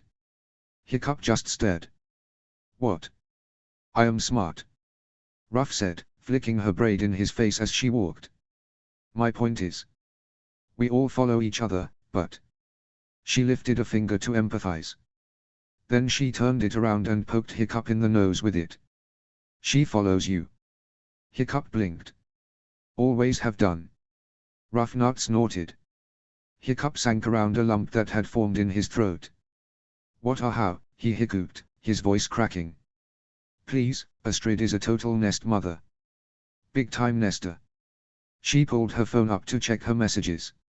My theory is that her dragon already laid a couple of clutches back in the old days, before Vikings and dragons merged, you know. She got all those maternal urges she has none to go with, so she uses them on her pack. Well us. And when we were small, it was mostly you. Making sure you got up when you fell, patched you up, made sure you didn't fall behind. Always sharing her snacks. You know. Stuff like that. Bet it got worse after puberty. Her finger darted over the screen. I have seen other theories like this, and Fish totally agrees. There have been studies about how a dragon having a clutch affects behavior of their partner, where dragons who have not, behave differently. There have been cases, where some even let their dragon help and carry the eggs for them, and cool shit like that. Not that I think Astrid is gonna pop an egg soon or anything. She needs a male nadder for that. And since she only has eyes for you, that would never, just. You are looking weird at me. She scowled at his slack-jawed expression. You are so smart. Hiccup breathed. A lot of the stuff Rough Nut had pointed out was pretty recognizable in Astrid behavior, even back then. Hiccup thought it was because Astrid had taken pity at him, because he was the smallest. But there may be a deep carnal desire buried in her even then, to take care of young. Great. Even her dragon had taken pity on him. And now when Toothless had appeared, Stormfly took her role even more to heart, even overpowering Astrid's feelings to make sure Hiccup was okay. He wondered how Astrid felt about all this. Was she okay, or was she annoyed to keep looking after him? It also explained her strange behavior in the closet and even now. She was a nesting dragon. A den mother. A protective den mother that could throw a punch, but a den mother nevertheless. She recognized the trait in himself and knew how to help Hiccup, because she properly had the same problems with her own dragon. The need to help others. But she seemed fine, when they went flying together. Not pitting at all. Just all shiny and pretty. He felt the blush rising on his face, and scales itching on his neck in embarrassment. He slapped a hand over the spot to cover it up, but the loud smack echoed down the path. Rough Nut noticed. How could she not? But she said nothing. She only bumped his shoulder again and they continued in silence, joining up with Tough and Snot so the twins could ride home together. Notes. Little more info about how I think environment and stuff affects the shift. Chapter 17, Something Gots to Give. Summary. Even when things get better, some things gets worse, and sometimes, something's gotta to give, when you stop being the bigger person. Notes. Chapter warnings, fighting and violence. See the end of the chapter for more notes. Chapter text. Snot was not happy with all the current developments. Hiccup could feel it. Toothless had had to show his face more often to hiss at Hook Fang, but it kept them in line, much to Snotlout's frustration. It was clear that the twins' acceptance of the newest addition to their pack was the final straw for Snotlout. The shift in dynamic was clear. Hiccup could feel the change as well. Before, Snotlout had been the leader, the center of attention, and the most powerful dragon to look up to. The others flocked around him. Now, even if Hiccup's dragon was still undecided, the mystery drew his friends to him naturally. Before, Astrid had just pulled Hiccup along, while Hiccup tried to remain invisible. He was not just a passenger, but a part of the pack. Astrid was the most proficient in school, yes, but she had been a silent watcher in their pack before, because her dragon was in need of a pack. Now, she acted as Toothless' second. She reacted beforehand, aware of changes before they happened, and able to carry out actions with ease. The twins used to join in on whatever impulse Snotlout was having. Now Hiccup was able to channel their chaotic energy in a more productive way, seeking Hiccup out for guidance, leaving Snotlout alone more. Fishlegs had never had a strong bond with Snot. They were part of the same pack. But Fishlegs and Hiccup were friends now, so the boy broke out of his shell more. He spoke out more often and came with his own ideas or input, even against the others. Hiccup was kinda proud to see him blossom into a more confident and smug dragon. Hiccup and Ruffnut apparently listened to his statistics, his rambling and theories, and even participated, giving him the confidence to speak up and care more, in a way Snotlout could never understand. Snotlout had lost his spot, unable to act the same way around the other dragons, and had to earn his place again, now that Toothless was the more central dragon in their pack. Toothless preened at the change, content in the change in power dynamic. Hiccup was still on the fence, not sure about the change, but could not deny that the same things came easier than before. It felt good to have friends again. It made classes like Mildew's political history passable, when the twins entertained him by hitting Mildew in the head with spitballs, after he hacked on Hiccup in front of the class, because Hiccup corrected him. Hiccup wondered when it would all blow up in his face again. Snotlout was clearly ready to let it come to blows between them, had it not been for Astrid keeping them both in check. But Toothless was also ready for a fight. The years of torment and struggles weighed down on Hiccup's mind, so that Toothless could feel the blow of it.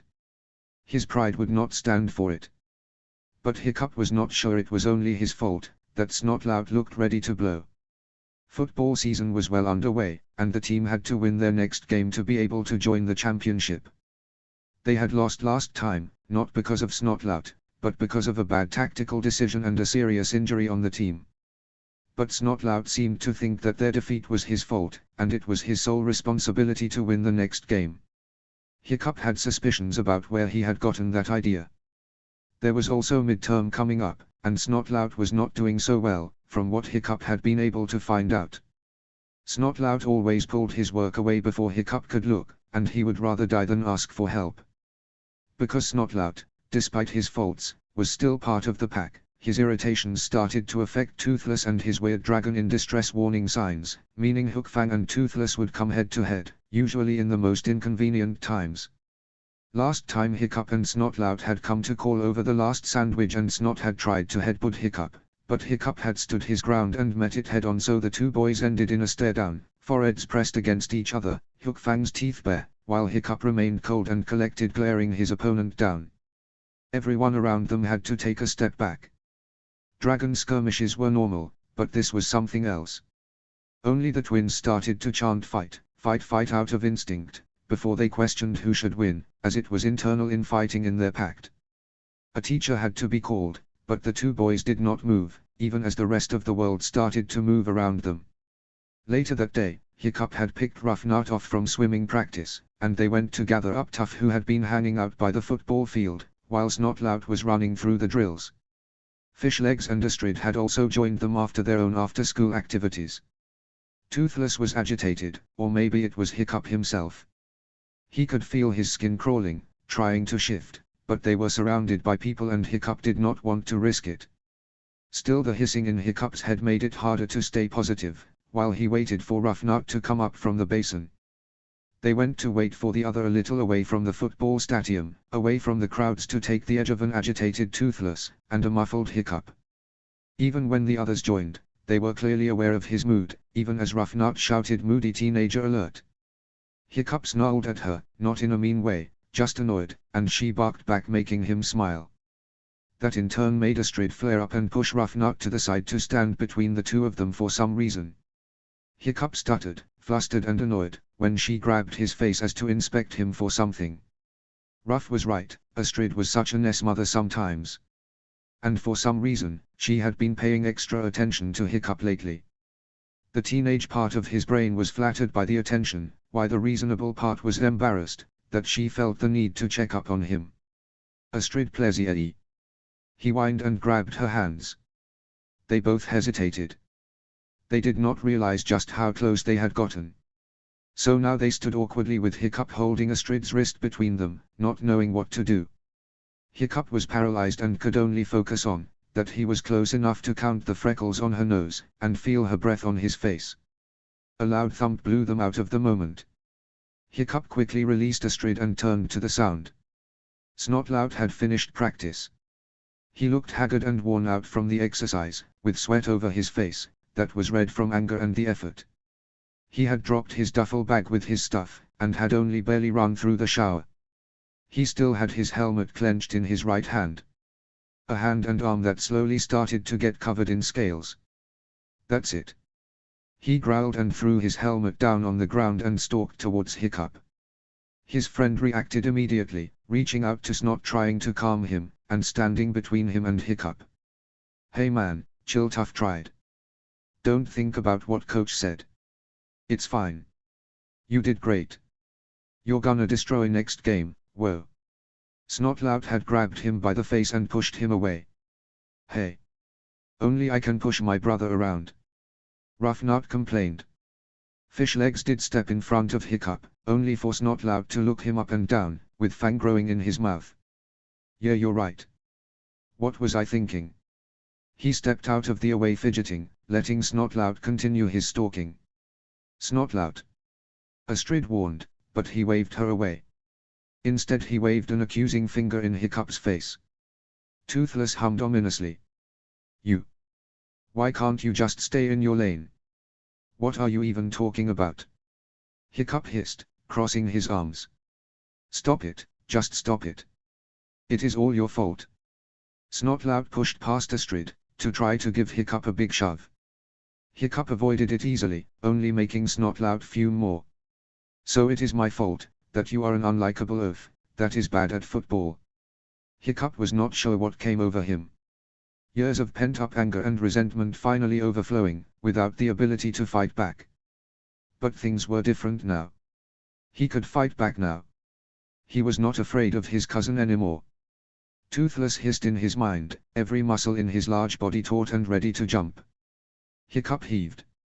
"Or that you are bad at school, and the only way to feel better is to pick on your younger cousin, so daddy may like you again." Astrid gasped beside him, and Fishlegs slapped his hands to his mouth so hard it made a slapping sound. The twins grew quiet, too stunned to say anything. Snotlout on the other hand found his voice. His face boiled over with anger, and his arms rippled. Snot snarled at Hiccup, but Hiccup was ready for him. He hissed as Snot threw himself at him, and grew as they tumbled around on the ground. It was the most complete transformation Hiccup had seen Snotlout perform. His body had grown to his dragon's size, limbs extending, spikes and scales growing everywhere. His arms had forked into wings with hooks at the ends, which he used to lash out after Hiccup's face. Fangs protrude from an elongated jaw in a dragon's snout. Eyes squinting into slits, yellow and ominous, with horns on top of his head, where almost all of his black hair had vanished. Still, there was something very human and very Snotlout about the almost shifted dragon, meaning Snotlout was still in control. He was using his dragon's face, but it was truly his own anger. Hiccup and Toothless were not intimidated. They had more control than Snot did, and Hiccup met Snotlout fist head-on with his own, as black scales sprouted all over his body and his face. His mouth grew wider as more teeth made their way, his tongue forking at the end, and his eyes turning completely green, pupil growing bigger and square, before it turned into a slit.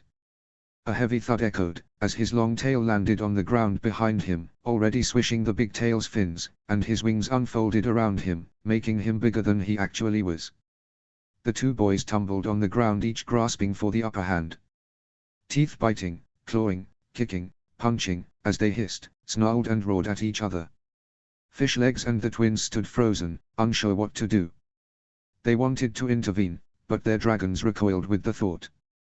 Astrid stood steel-faced. Scales and spikes sprung from her face and hair, snarling, and fidgeting, knowing she could do nothing. This was more than just Hiccup and Snotlout. This was the dominance between dragons. And Toothless was winning. Despite the amount of screeching, clawing and roaring, Toothless was having the clear advantage. The shift between Hookfang and Snot was fragile, and sometimes would shift between dragon and man, while Hiccup kept his shift steady the entire way. Where Snot tried to force a full transformation, Hiccup knew his limits and kept them, depending on Toothless to make up in the areas he lacked. Snot forced his way through, trembling with each exhaustion. It was over too soon, and Hiccup loomed over Snotlout with a foot planted on his chest, as the other boy lay pinned on his back in defense. He withered and wiggled to get free, but Hiccup kept him down, foot on his chest, and then a clawed black hand on Snotlout's elongated scaled throat. Plasma gathered in Hiccup's gut, before traveling to his mouth. He opened up wide, and Hiccup could see the panic in Snotlout's eyes. With one last failed effort, Snotlout cried out his defeat and agony, and whimpered. Hiccup spit the plasma bolt out beside the boy's head. With a grunt he released his opponent and took a couple of steps away from him, heaving from the fight. His wings moving up and down with each drag of air, and his trail dragging heavy behind him. Snotlout scampered a few steps away, breathless and frightened, dragon scales and fangs already melting away as he shrank to his normal size, eyes never leaving the gaping hole where Hiccup's plasma bolt had hit. Their friends moved to Snotlout, while Astrid ran towards Hiccup. Hiccup hissed at her, and she stopped dead in her tracks, scales puffing up, her dragon reacting to the warning more than her. Stormfly chippered in response, while Meatlug, Barf and Belch only hummed. "What are you?" Snotlout asked with ire, cradling his left arms that were still healing from Toothless claws. Fishlegs stood nervously behind, while the twins had crashed down next to Snot, supporting him. All three of them flared scales, only for them to fall away, just as quickly for them to rise again. With a grunt Hiccup heaved. "Stronger than you." Astrid's eyes winded even though she already knew. Fishleg's mouth fell open in shock, and the twins looked at each other confused. Their scales still rippled, so Toothless hummed sternly to soothe the rising agitation and confusion. It worked, and all three of them seemed to settle in their dragon once more. "Why didn't you finish it? Why didn't you take the shot?" Snotlout roared. Angry tears filled his eyes. "Because," Hiccup heaved. "Your family. You're one of mine." The thought was strange, but entirely true. Snotlout crumpled defeated on the ground, his fingers and nails digging into the ground, fangs once more. He roared, his feelings too complicated for him to express in any other way. Hiccup felt the fight leaving him as he sank down on his butt, Astrid by his side in an insistence. Stormfly prating with her insisted hum.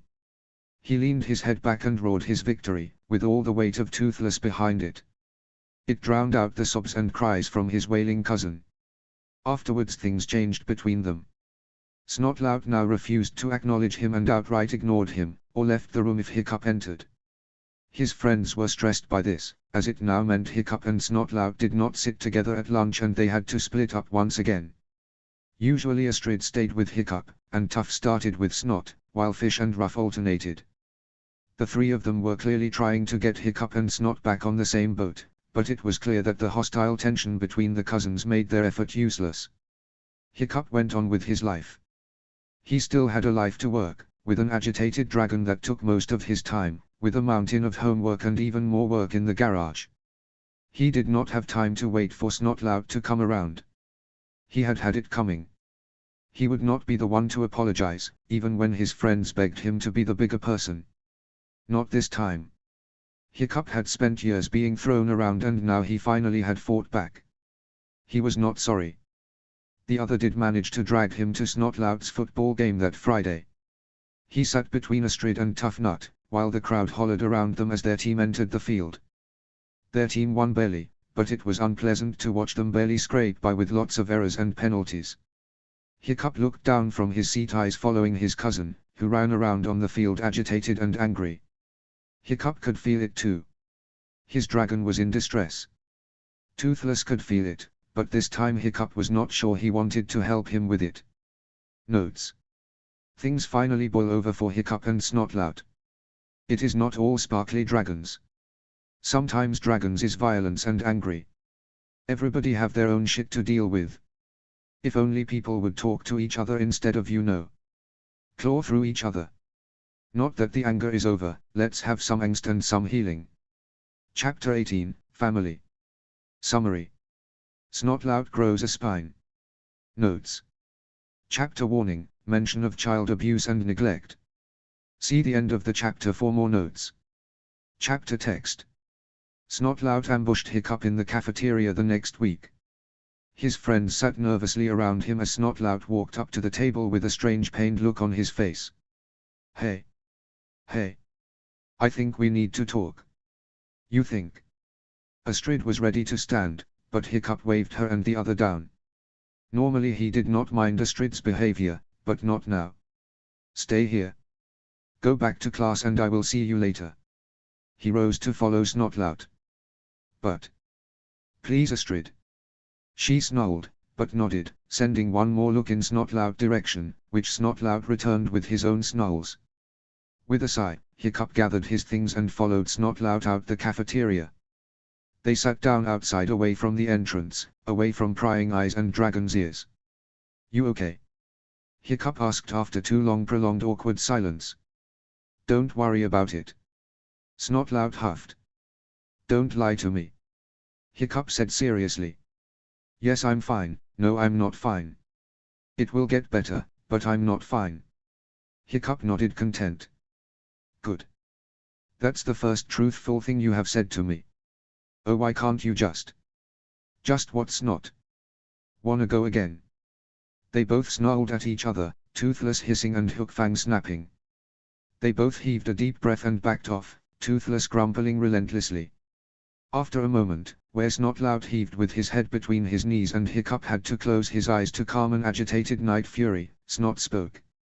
Why could you just have stayed put? Why could you not just have stayed soulless? Everything was fine then. He ran his hand through his hair, while Hiccup bristled. No, it wasn't, not by a long shot. Snot snarled again. I know. I know, okay. But for a moment I could at least pretend everything was okay. He rolled his shoulder as he sat up to stare into thin air. I know what I have done. I know it is not okay. But I can't change the past. Hiccup remained silent. You don't know what it's like at home. You don't know what I have to deal with. You have no idea. But I do, Snot. I do. I know what's happening. I know where those bruises come from. I know why you get the way you get. But that's no excuse. It still doesn't make what you have done okay. I know, I know. I just feel so hopeless.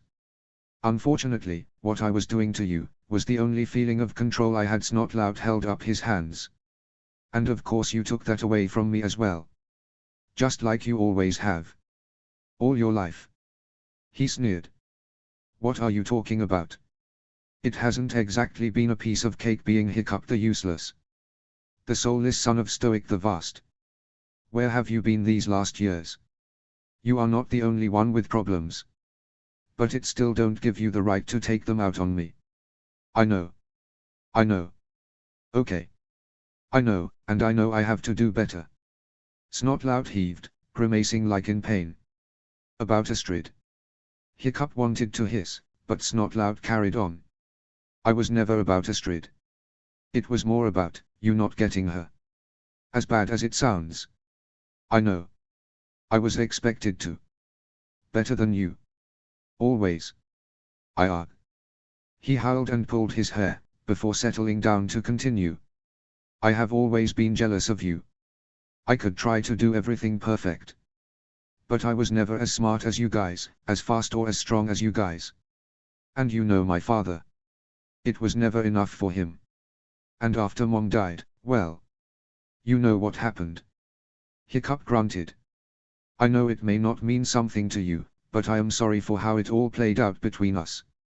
It was not the way I wanted. Never like this. Hookfang hummed encouragingly, while Snotlout continued. You were always my little cousin. I was supposed to protect you. But I screwed it up. And now I'm never gonna be your friend again. Hiccup looked at him for a moment, before sighing. He wrapped his arms around himself. In a way I have already forgiven you long ago, and in another way I think I'm never gonna forgive you. Snotlout looked stricken by his words, but nodded nevertheless. You gotta fight for yourself. And not against me. But him. And if he tries anything, you pack up your stuff and get the hell out of there. Snotlout rolled his eyes at Hiccup, snorting unimpressed. Yeah right. Where am I supposed to go? He'll find me and drag me back. You'll come home with me. Snotlout looked surprised at him. Even Hiccup was a bit surprised, but on the other hand he knew that it was the right thing. You'll come home and live with me. And if your dad tries anything, then I have the whole police force and system after him for child neglect and child abuse. Hiccup nodded, pleased with himself with the decision. In this small town. That's gonna follow him forever. Snotlout paused, eyeing Hiccup with calculation. You serious? He said. Yes, Hiccup insisted, and meant it. I'll think about it. Snotlout added hesitantly. More awkward silence filled out between them. Hiccup blew out the hair from his eyes and looked to his side. By the way. Nice shift. The size of Snotlout's eyes were hilarious to say the least. Hiccup still chucked at the sight. You almost had it. I'm sure you will get it in no time. Snotlout snarled unimpressed. No, I'm serious. I'll help you. You. Snot barked. Me. Don't look so surprised. Hiccup could not help but grin, as his cousin's face twisted in dread. I have other methods. And something tells me it will work for you in no time. Still Snotlout did not look convinced, but it did not bother Hiccup much. Thanks, Snot scratched his chin. I will do better. He turned, so they could face each other. His eyes flashed yellow. I will never raise my fist or claws against you again. I'm sorry. Hiccup looked at Snotlout's extended hand. He looked back up to its owner. Snotlot looked broken. There was a vulnerability to him, but he had bit his lip and glared at him with determination. Hiccup smirked and grabbed his arm, pulling the other boy into a side hug. Snotlout made a surprised yip, but returned the hug. Grabbing the back of Hiccup hoodie, fingers boring into the fabric. Hiccup didn't mind. It was not much, but it was a start. It was something. Things were not all right, far from it, but it was a start. Hiccup chuckled, and pulled from the hug. Snotlout swiped his eyes annoyed and asked something about bugs getting in his eyes. You need therapy. Don't we all? Snotlout shrugged, making Hiccup crack open and laugh. Hiccup had a sick feeling in his gut that the reason Spitaloot was pushing his son so much was because his son had the potential to be, what his father had not been able to achieve. A full-fledged dragon shifter. Growing up with Stoic and Valka, and even Gobber, but not being able to maintain a full shift. He failed every test and exam. Stoic had told Hiccup the stories. Spitaloot had grown bitter and petty with jealousy. He wondered if Snotlout knew that too. For now. He gave his cousin a playful shove to the shoulder and the two went back to the school and class. The same night. Snotlout stood with 2 duffel bags of his belongings and a small travel suitcase filled with books and comics on Hiccup's doorstep. Hiccup took a step back, extended his arms and invited him inside. They spent the night cleaning out one of the guest rooms so Snotlout could sleep there. The next morning Stoic returned from the graveyard shift, tried, exhausted, and low on blood sugar. He took one look at the boys eating cereal at the kitchen table and raised his eyebrow. Snotlout lives here now. Hiccup just said. Stoic's bushy eyebrow rose even higher. Do I want to know? No. Hiccup sent a side eye to Snotlout, who looked deep into his bowl. Not yet. I will tell you later. Trust me. Hiccup would try to explain the situation later after Stoic had some sleep and at least one cup of coffee. He would be more understanding then. With a huff, Stoic nodded and went up to bed. Snotlout nodded gratefully at his cousin. Later Snotlout and Stoic had a long conversation behind closed doors, that Hiccup did not even try to listen into, even with dragon ears. He made himself scarce, and hoped his dad would take care of things. Leaving things to the adults, right? Don't leave things to the adults. It sucks. Spitaloot refused to talk to Snotlout, and never showed up at their doorstep. When they saw him in town, he completely ignored his son and went on. Hiccup liked to think that was for the better. But it hurt to see Snotlout so devastated at every rejection. No child protective services were called, no consequences, nothing. Hiccup was seething with the decision that everyone had just decided to let the world move on, but Snotlout asked Hiccup not to dwell with it. Snot would deal with it in his own time. They started slow, but it worked somehow. Hiccup was still annoyed with Snotlout, but they made do. There was no way Hiccup was letting his cousin back in the same house as his father. Then rather suffer in silence. Or maybe not silence but then acceptance. They snarled at each other, when they met on the stairs or before bed, but it was okay. They were processing. Snot had his own car, so that was a plus. They drove to school together now, but that also meant that Hiccup had to stay to wait for Snotlout to finish football practice. He already used to wait for the others, so no big deal. So he bundled up and sat on the bleachers as Snotlout did drills and got tackled by his fellow team members. He only grinned a little bit when Snot got thrown to the ground with a particularly hard thrust. Hiccup clapped from his spot. Good hustle. He whooped. Try again, this time not maybe land on your face. Snotlout glared at him, but Hiccup just gave him 2 thumbs ups. At the middle of practice Snotlout sat down groaning, breath huffing, sweat dripping and looked racked. He flopped down next to Hiccup on the bench for a quick breather. Do you even like football? But I'm good at it. Snot heaved. But do you like it? I like it when I tackle people and they go down. Hiccup handed him a water bottle. I like it when they underestimate me, and I outflank them. He grumbled down the content.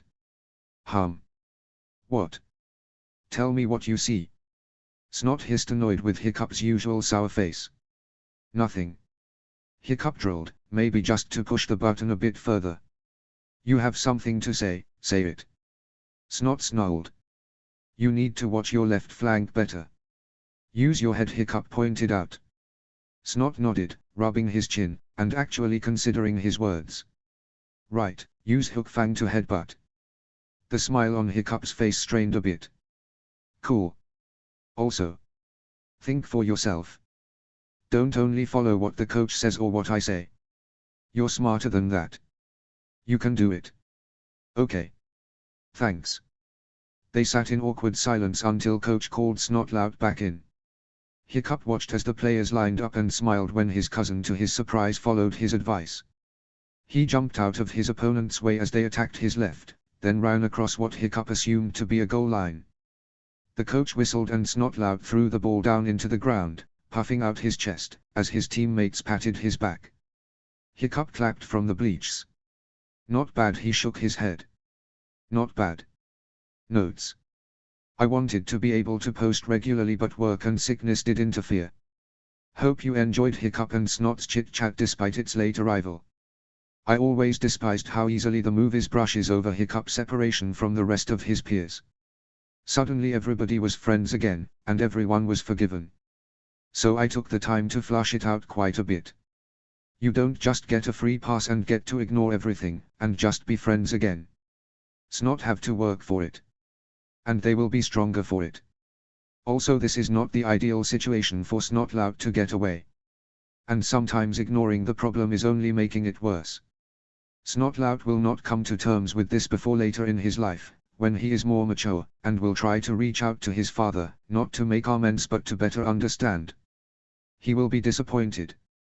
Because Snotlout will grow more mature, his dad will not. Sad, yes, but it is good to pick your battles, and cut of those who take more than they give. Even if they are family. Sad smiley. Chapter 19, It's Just a Game. Summary. 2 new players enter the field. Hiccup learns what it truly means to be soulless. It does not end pretty. Notes. Chapter warning, violence, blood and fighting. See the end of the chapter for more notes. Chapter text. So that was a thing now. He watched Snotlout football matches, even the practice ones. But then again it made sense.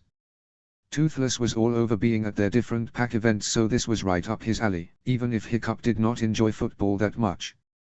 He went to see Fishleg's debates, Ruff's swim meets and Astrid's track and fly, so this was just one more to the pile.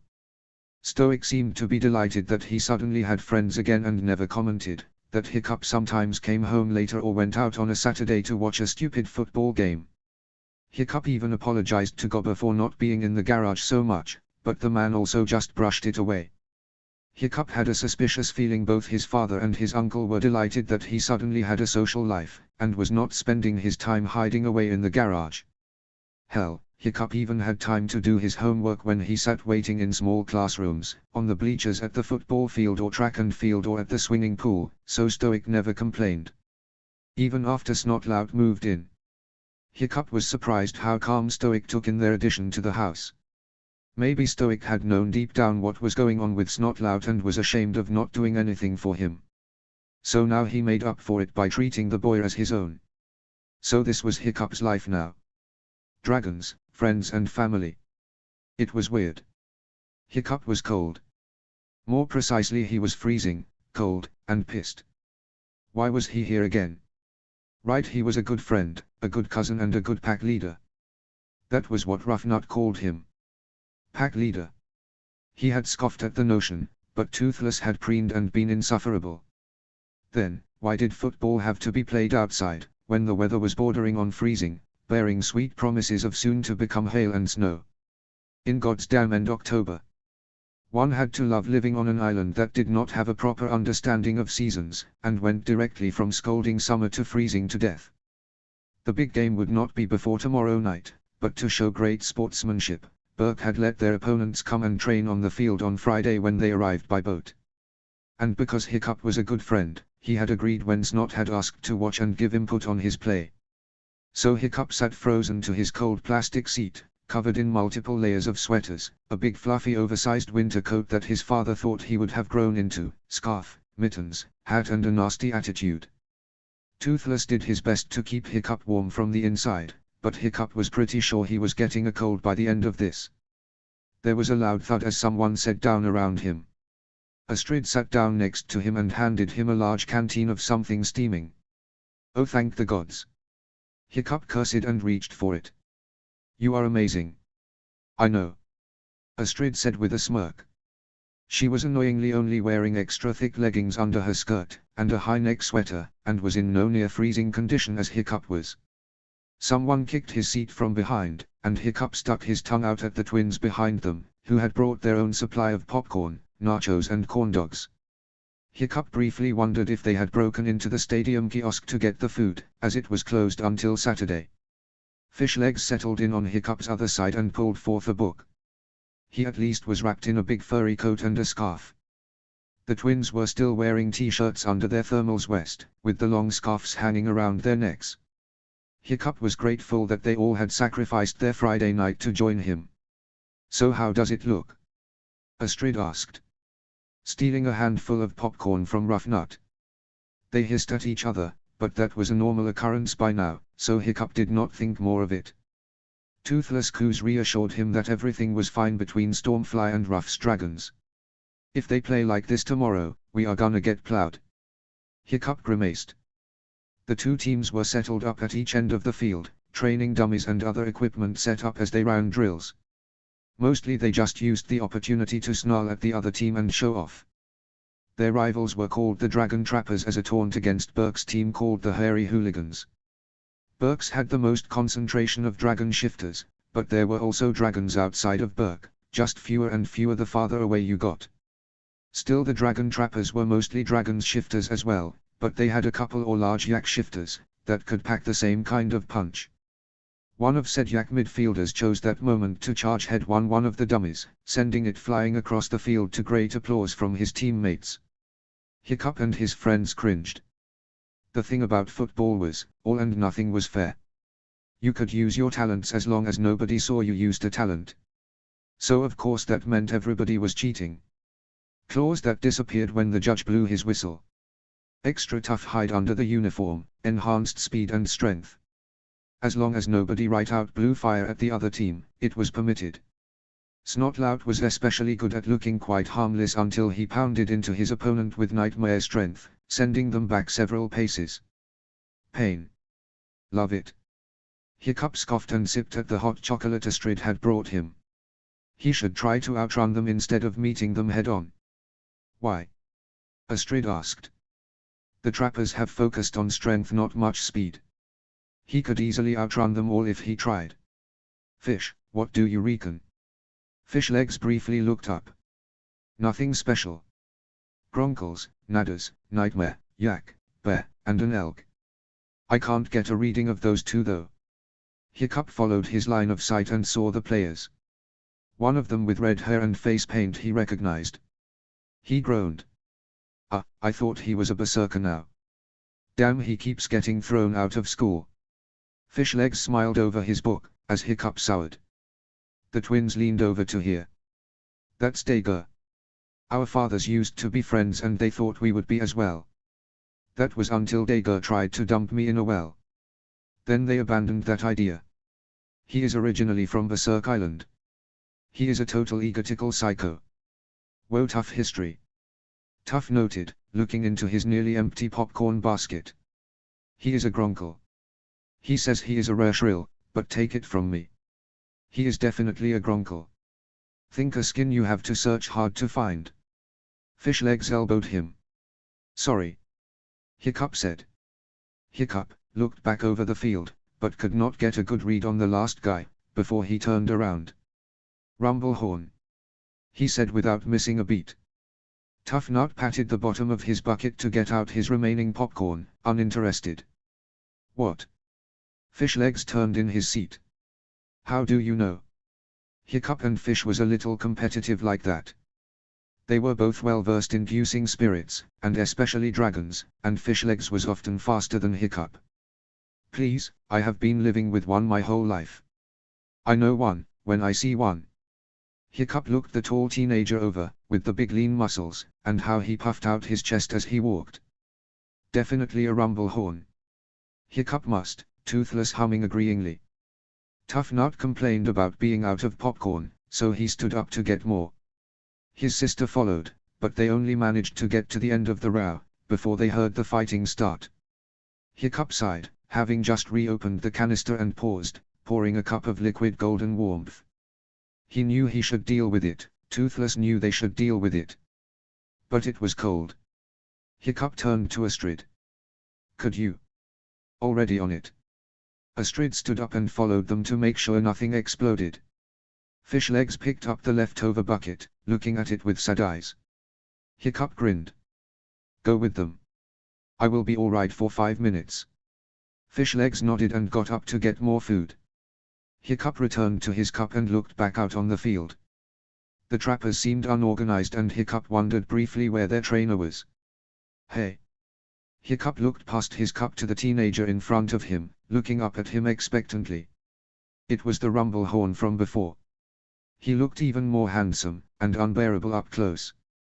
He was on the brink of something more mature. He was tall, lean and well-muscled. In a year or two, when his dragon had matured, he would be ribbling with them. Just like Hiccup's dad had at that age. He had a short black ponytail, and a large jaw. He held his helmet under his arm, dressed in his yellow, white and purple uniform, only a little dirty from practice. Hiccup could not help scrunching up his nose in confusion. What was he doing way over here by Hiccup's bleacher, far away from his team? Hey! Hiccup said suspiciously. Name's Iret, he said, making a move, like his hair would swish around him. Son of Iret. He sent Hiccup a megawatt smile, but Hiccup only rewarded him with an annoyed lifted eyebrow. Not getting the response he clearly was used to, he coughed, and leaned on the fence between them. So? What's your name? Hiccup. Really? Iret said, tasting the name. Yes. Really? Hiccup said impassively. They stared at each other with more uncomfortable silence. Well anyways. Iret said nonchalantly. Saw you looking at me out there. Thought it was best I came and introduced myself. Aha. Yeah. He chuckled nervously. Seemed only proper. He said, scratching his cheek. Proper. Hiccup said confusedly at the nervous guy. Only then did he notice it. Toothless had been humming constantly since the guy approached. The rumble horn was making his own humming noise, playing under Toothless' tone. Like they were testing out the hierarchy. In the meantime Hiccup and Iret were stuck staring awkwardly at each other, while their dragon had some sort of unsaid conversation. Hiccup leaned on his hand, looking the other man up and down, Toothless' humming growing louder by the minute. Iret looked very uncomfortable under the gaze. Hiccup titled his head at him and sat up again. Toothless stared down at them from their higher advance point. The football player swallowed visible under the piercing eyes, his rumble horn, growing weaker, but not in a defeated way, but a respectful way. Hiccup was not sure what that was all about. But Toothless was loving the show of respect. Poor Iret that had been forced into this by his dragon's instinct. I never met an alpha-type dragon before. Iret said quietly, looking down on the ground. Better be on the safe side. Hiccup's mind was fussy, he could not hear what Iret had just said, the rumbling from Toothless was overwhelming, forcing Hiccup gently into the back of his mind as the dragon took over, cooing softly at Iret, only to bark a couple of times. The word alpha was foreign and unrecognizable to Hiccup. Just another word. But for Toothless it sent waves of warmth and pride through his limbs. After that, he was satisfied and allowed Hiccup control again. Hiccup was fairly confused, not sure what Toothless had said to Iret and his dragon. The words that Hiccup said were not his own. They felt odd and strange in his mouth. Well, now you have. Only then, Hiccup shook his head to throw off any remaining confusion and fog. Iret made a sort of respectful bow or nod, and smiled once more dashingly up at Hiccup. So you saw me out there, he boasted. How did I look? Hiccup snorted. Sorry, but I am here to support my cousin. I did not have time to look at your sorry ass. Iret made a sound like he was wounded and grabbed at his chest. Ouch. That hurt. Hurt so deeply. Hiccup rolled his eyes at the dramatics, Toothless chuckling, and Hiccup could now help to crack a smile. Smooth. Thanks. So no tips for me, huh?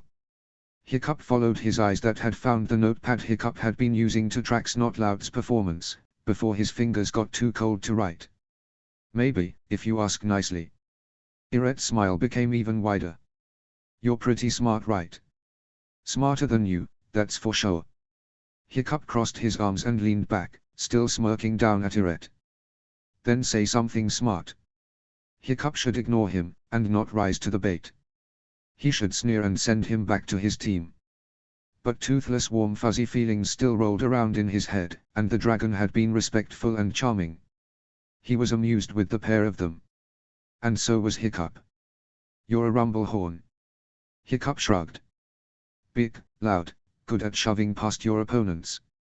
Iret looked confident with the praise. But you play with your head and not your heart. You run into things like you're a giant boulder. That made Iret look confused back at him. He looked slightly offended by Hiccup's brutal honesty, but he leaned in over the fence anyway to hear more. Hiccup leaned forth in his seat as well. He smirked and reached over the fence to poke Iret on the nose. You're a tracker dragon, moron. Use it. Iret looked confused at his own nose. Hiccup scoffed again, and nodded towards the field. Iret looked back and saw a few of his teammates staring at them, talking. From across the field some of the hologanes had squared up, crossed their arms as they saw the same. I better. Iret threw his thumb back towards his team. Yep. Hiccup agreed and sat back, crossing his arms. Iret sent him one last look before running back. Hiccup briefly followed him with his eyes, only to lock on Dager when Iret joined him. Dager said something humorous to Iret, that made Iret smile, and the rest of their crowd burst out laughing. Dager threw a friendly arm around Iret and pulled him back into the fray. But as he did he sent one hateful look back towards Hiccup. Hiccup and Toothless glared back with every fiber in their body. You! Astrid snarled. What was that? Hiccup almost shrieked in surprise, but he luckily remained seated. What was what? Hiccup asked, annoyed. The others were back as well, all of them carrying big tubs of popcorn and nachos. That with him. He is a trapper. Astrid said, pointing with a corn dog towards the field. So? He was flirting with you? Astrid hissed. Hiccup scoffed. He was not. He totally was, Astrid insisted. Was not, Hiccup rolled his eyes. Was too, and you just let him, like you, Hiccup interrupted her, sending her a teasing look. Well, it's not like I am dating anybody right now, right? That shut Astrid right up. Maybe I like the attention. He winked shamelessly at her and she turned scarlet and blue. Rough Nut laughed the loudest, while Fishlegs and Tough Nut just watched confused. The mood on the field changed suddenly, when the Trappers coach joined the team. He was a fairly young man for his career, muscular, black-haired, with a black Van Dyke-style beard. He had dark black circles under his eyes, and he felt just plain wrong to Hiccup. Hiccup's skin crawled and Toothless hissed, instantly agitated at the man. It could have been a coincidence, but at the moment Toothless hissed, the man looked back at Hiccup, and held his eyes for almost a full minute. Then he turned around and yelled at his team, to start drills. Hiccup did not like the look on him. Training continued, and more nosy students came to join Hiccup and his pack on the sidelines and on the bleachers to watch the two teams. 2 hours later the hooligans coach blew the whistle. Hiccup gathered up his things and went down to meet Snot on the field. More around him followed and others went to talk to the players. How are you holding up? Hiccup looked down at Snotlout, who heaved laying on his back on the ground. What do you think? He hissed hatefully. Hiccup shrugged and extended a hand to help him up. Snotlout grabbed it and pulled himself up, rolling his stiff shoulders afterwards. Hookfang is getting agitated. You could let me do the pressure point technique from my mother's desolation. Hiccup offered. Hiccup had shown the paper to him at one point, and done the technique on both the twins and Astrid. The last one had been an awkward affair, as Astrid had moaned loudly and sprouted wings, hitting Hiccup in the face, knocking him unconscious. Afterwards all of them had been able to hold the shift longer, and Astrid was even flying faster and building up spikes faster. Their dragons were more at ease and easier to shift. He had tried it on himself, but there was no Night Fury chapter, so it had no effect on him. Snotlout whinged. No way I am letting you near me with that sort of thing. Suit yourself. Well well, who do we have here? Hiccup felt his mood sink like a rock. If it isn't little Hiccup. I knew this place reeked of failure. But here I thought it was just the opposite team, when in fact it was my favorite little nobody. Hiccup fought the urge to gag, when Dager and a couple of his teammates joined around them. Hello Dager, I can still see you're still your charming irresistible self. And if you're still too stupid to notice, yeah, that was sarcasm. A guy beside Dager chuckled, but stopped after Dager smacked him on the arm. The hairs on Hiccup's neck rose. Now, little Hiccup. No harm done between old friends. The trappers chortled brutishly behind Dager. Hiccup spotted Iret on the edge of them.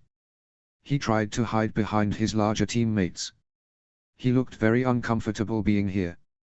Astrid took a step closer to Hiccup, as Dager took 2 steps to get up into Hiccup's face. Heard you finally crawled out of that cave of yours. Heard you have a dragon now. So let's see it. Let's see the big strong dragon, that has chosen the honorable heir to Stoic the Vast.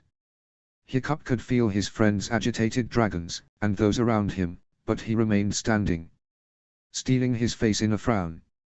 What is it to you? Nothing, just curious. But of course if you're too scared.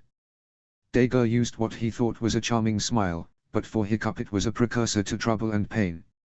I am not scared of you. Never were. Hard to be scared of a guy who still sleeps with his nightlight on. The smile on Dager's face stifled, but he brushed it off quickly. All right then, show me what you can do. He and his brutes took a couple of steps towards Hiccup, which made his pack gather around him. Back off. Astrid snarled. I am not gonna fight you, Dager. Hiccup's voice thankfully remained calm and uninterested, even if toothless restlessness was drowning out his ears. Dager and his goonies only laughed harder. Of course not. Look at him, he is so scared. The taunting was juvenile, but it had still agitated Snotlout enough to step in front of Hiccup. I am not scared of you. He growled in Dager's face. Back off, Snotlout. Hiccup grabbed Snotlout's arm, trying to leave it alone. With some effort he got Snotlout to calm down enough to take a step back. Which is of course why Dager decided to make it worse. Yeah, back off. Run back home to your mama. Snotlout's whole body froze, as his eyes turned yellow, and spots of scales started to appear on his neck. No. Hiccup said with such conviction that Snotlout stopped on the spot. He sighed, nodded and let Hiccup pull at his arm. Yeah, run back, hide behind the failure's skirts. The trappers howled. Now you. Snotlout barked. Boys.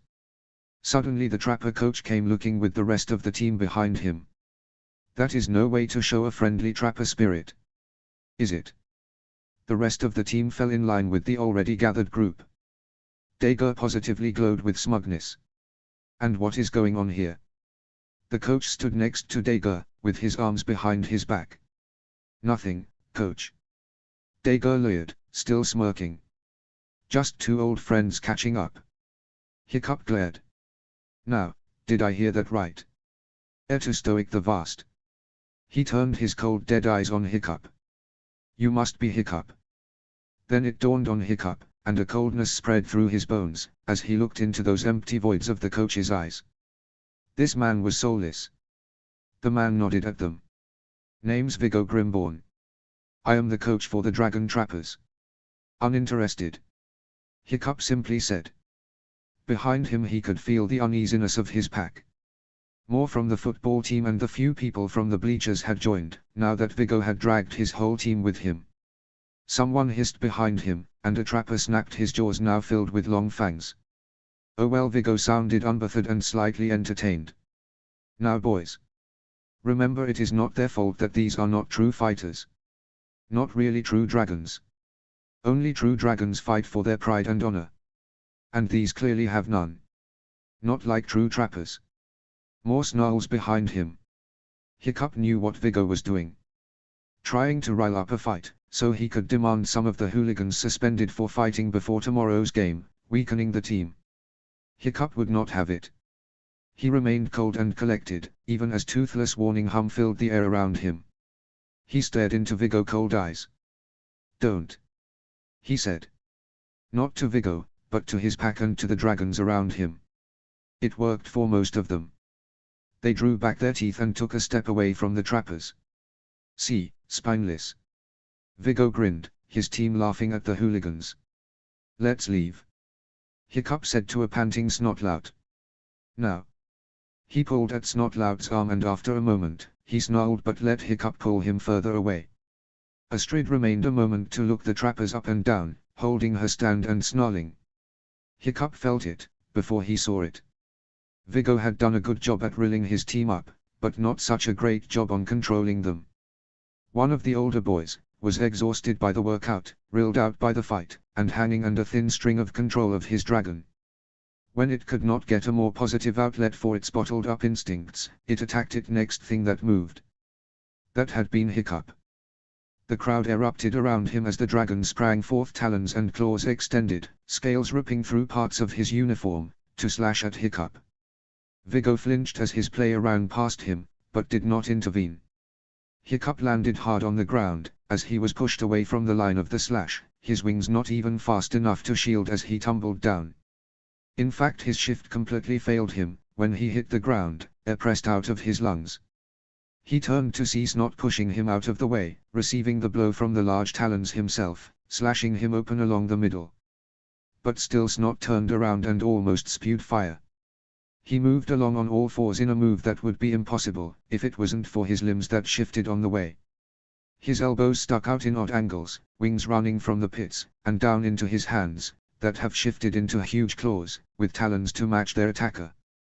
Snot opened his mouth and roared, lava gathering in his mouth, that were filled with sharp, crooked teeth, his face contoured into his dragon snout, eyes unrecognizable, with no trace of hair left, replaced by scales, horns and spikes, all angry red and dusty brown. His clothes were almost gone, leaving room for his spiked spine, bleeding into his red and orange scales, and yellow belly skin, twisted open by the blow. Tail long and leathery, swung back and forth. He hissed, at the angry pink lashes on his skin, sparks flying from his mouth, as he spewed. He was still not quite whole dragon, there was still something human about him, but Hiccup was strangely proud of him. Still the shock as Snot went down crashing, trashing from the pain. The howling pierced through Hiccup's ears and tore at his heart. The other dragon, a very close to feral nightmare, was hissing and trying to lash out again at Snotlout. The trappers and the hooligans, throwing their own howls and grunt, but kept their distance from the two nightmares that took turns trying to slash at each other. Viggo has taken a step back, eyes blown wide, now knowing how to defuse the situation. He was soulless and there was no way he could go in between the two dragons, without getting slashed. Snotlout made a great effort, but the large open gash on his stomach made him howl in pain and fall to his knees. There was chaos around, as bodies moved around him. Hiccup's whole body filled up with rage, his heart thundering in his chest and Toothless deafening in his ears. So he rolled over, got up and roared. He roared loudly, and with his whole body as he jumped in front of his cousin, dragon's eyes ablaze, plasma stuck in his throat. The feral nightmare briefly looked confused by the intruder, but quickly registered Hiccup as his new target and opened his mouth to roar back at the human, but before it could open its mouth, Hiccup heaved once more and roared again. This time he was not alone. Snotlout had fought himself back to Hiccup's side, grabbing him around the middle to remain standing. He was back to mostly human now, but he was still huffing and snapping at the other dragon.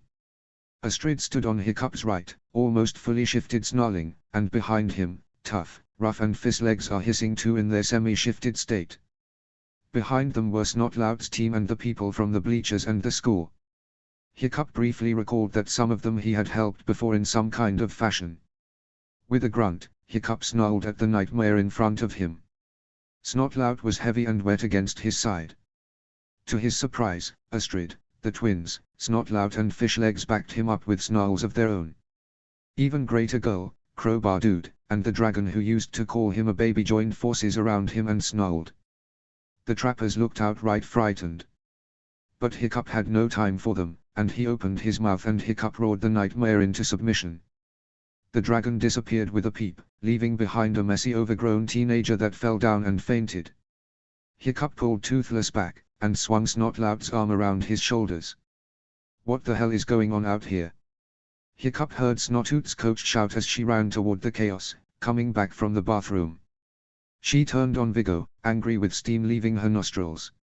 Hiccup didn't have time to deal with the aftermath as he hoisted up Snotlout and started dragging him out of the field. Astrid appeared under Snotlout's other armpit and they ran with him between them all the way to the nurse's office. Rough Nut, Tough Nut and Fishlegs ran after them, Tough Nut grappling Snotlout's stuff in the process. Hiccup heaved under the weight of his cousin and tired now to think of how wet Snotlout felt. "You're lucky," the nurse said as she patched up the long gash on Snotlout's stomach. "It will heal up fast in no time." "Lucky," Hiccup snarled. He was almost cut in half. "It's a shallow cut, not even that deep. Good thing you have all this belly fat." She patted Snotlout's stomach to no amusement from the stone-faced teenagers. "Hey, with your dragon, you will even be fresh enough to play tomorrow." Hiccup scowled at her. His jacket was still wet with Snotlout's blood as it dried into a large stain on the fabric.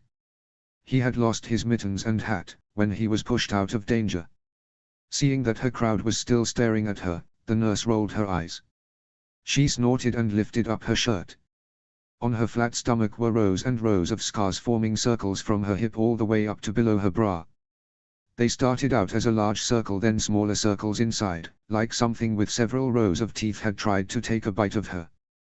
Tough Nut and Fish Legs hissed in sympathy, while Hiccup just cringed at the sight. Snotlout looked ready to pass out, but that may have been the blood loss. Both boys gulped. Never date a whispering death, boys. She winked. The sex is definitely not worth the pain. Cool. Rough Nut whispered, fascinated. In the end the nightmare was only suspended, as Viggo somehow spun in it as teenagers always trying out their talents thing, and the trappers would still play. Hiccup was furious, but spent his time taking care of his cousin. True to the nurse's words, Snotlout was right as rain the next day, but the coach still kept him benched just in case. Hiccup spent the game glaring holes into Dager's and Viggo's skulls. They didn't try anything more. Railed by their falling teammate, the Hologangs won in a landslide, making it the most hostile takeover in school history as the trapper barely got 5 measly points on the scoreboard. Snotlout was a bit sad not to play, but being carried in a king's chair by his teammates afterwards helped on his mood. Stoic and Gobber hollered in their seats in the stands, next to Hiccup. From what Hiccup could deduct, nobody had told them about yesterday's incident. Hiccup waited until later that night to inform them. Then his dad went on a triad that will require Viggo's grandchildren to have lawyers. After that Snotlout and Hiccup were good. Like actually good. Toothless cooed and purred. Snotlout had somehow shown his loyalty and protected Hiccup and thereby Toothless. It was much better now. It was like it had been before. They could suddenly joke around each other. Snotlout was still an obnoxious jerk with a god complex and Hiccup was still a sneaky shit with sarcasm, but it was something. They were somehow friends again. They were pack. Notes. I am back from vacation, and have some time for posting and editing again. Hope you enjoy this. I have been sitting on it for some time. Also quick cameo from out friend Eret, in his awkward teenage phase. And no, his dragon is not Skullcrusher in this, since the only way for that to happen was for Stoic to die, and then Eret be born shortly after with his dragon. So yeah, no. I like Stoic alive, maybe. So he has his own Rumblehorn, whom I have no name for yet. Any ideas? I hate writing conflicts, which is why I feel like the taunting is very childish. Sorry. Hope it still got the point though. Chapter 20, The Invite. Summary. Early bird get the worm. Or date. Notes. Chapter warning, underage drinking. So. I am from Scandinavia, where it is totally normal to start drinking when you are 15 to 16, and you can buy beer when you are 16, but not any hard stuff until you are 18. But for some that is very weird, so hence the warning, if that is not your cup of tea. Second, I have taken an actual holiday, and fitted in this universe to further my plot. I am really not trying to piss anybody off, and sorry if I did so by taking a pagan holiday to fit my premise. If someone is actually celebrating this holiday, I apologized in advance. But I am a fellow Viking, and have never celebrated this, because Christianity came in and killed most of the Norse mythology / religion's traditions some over 100 years ago. So big disclaimer. For more info about the holiday, https://metaphysicalmunches.wordpress.com/2014/11/11/the Feast of the Einherjar / text equals today %20 is %20 November %2011 th %2c %21 veterans %20 day %20 in %20 America. https://shirleytwotheathers.com/the_blog/pagan calendar /feast of the Einherjar /. Still, I hope you enjoy the shenanigans. Chapter text. Normal schools have Halloween parties and winter formals. But not Berk. Because Berk is a Viking heritage island, where you respected your Viking heritage and ancestors. At least that is what it said on the flyers at the tourist bureau. Instead they celebrated the Feast of the Einherjar, where you remember your proud family heritage and celebrate the fallen Viking heroes, who now sit in Valhalla by Odin's table. The whole town was decorated from the start of November to the actual celebration. Just in time to take everything down in time for Snoggletok. Or as it more commercial was known as Christmas. Still, Feast of Einherjar was a bit long, so they just shortened it to the Fall Feast. It was in fact a big party, where people would meet up to share a large meal together with their family. And throw a portion of their meal into a fire as an offering to their ancestors. There was a large bonfire down by the beach, where local shops and food vendors would sell their wares. That was the official family-friendly definition. The truth was that a large part of celebrating was drinking your brains out, while toasting and celebrating your ancestors. Mead and ale was a staple part of the celebrations. And so were drunks. Stoic would be busy running the island thin, trying to damper any drunkards who had one too many, while protecting public property from getting spray painted, urinated on, or sat on fire. Drunk dragons were always entertaining to watch. Hiccup usually spent the evening with Gobber down with the bonfire, where they sat and laughed at all the drunks who did stupid stuff, while raking the best performances of the night. Last year another half-shifted got his head stuck in a trash can, because he forgot he could shift, and his large nadder head got stuck on his human body. Most of the entertainment was provided by Hiccup's now school. With the Fall Feast, came the Fall Fest. They stowed all the teenagers together in the gymnasium, hired a half-decent DJ, and told them to mingle, but at an of course respectful distance. Most would quickly get bored at the party and then go elsewhere to find a real party. Drunk hormonal teenage dragons were always the most entertaining to watch. Per tradition most would jump in the ocean under the full moon. Clothes were optional. The town tried to stop it with no luck, but now they embraced it and have a few watches out to make sure nobody drowned. Many also saw it as a great opportunity for a first date. As with any formal dances, kids coupled up for the event. Hiccup had almost had a nervous breakdown, when he realized that he and Astrid were now talking again. Which meant they could be seen together. Which meant there was a chance he could hypothetically ask her to the dance. Together. Which he really would like. At the bare thought his whole body blushed furiously. He grabbed his pillow and screamed into it in frustration, making Snotlout hit the wall between their rooms to make him quiet down. Embarrassed, Hiccup fell down on his bed. Toothless had not been impressed by the interaction, and ignored Hiccup for the rest of the night in silent protest to his lovesick behavior. But the fact was still, that Hiccup really liked Astrid. And it would be nice to go together. As friends, or maybe more than friends. Sometimes it was hard to tell if Astrid liked him, or it was just Stromfly being a good nest mother. Astrid was just so, Astrid.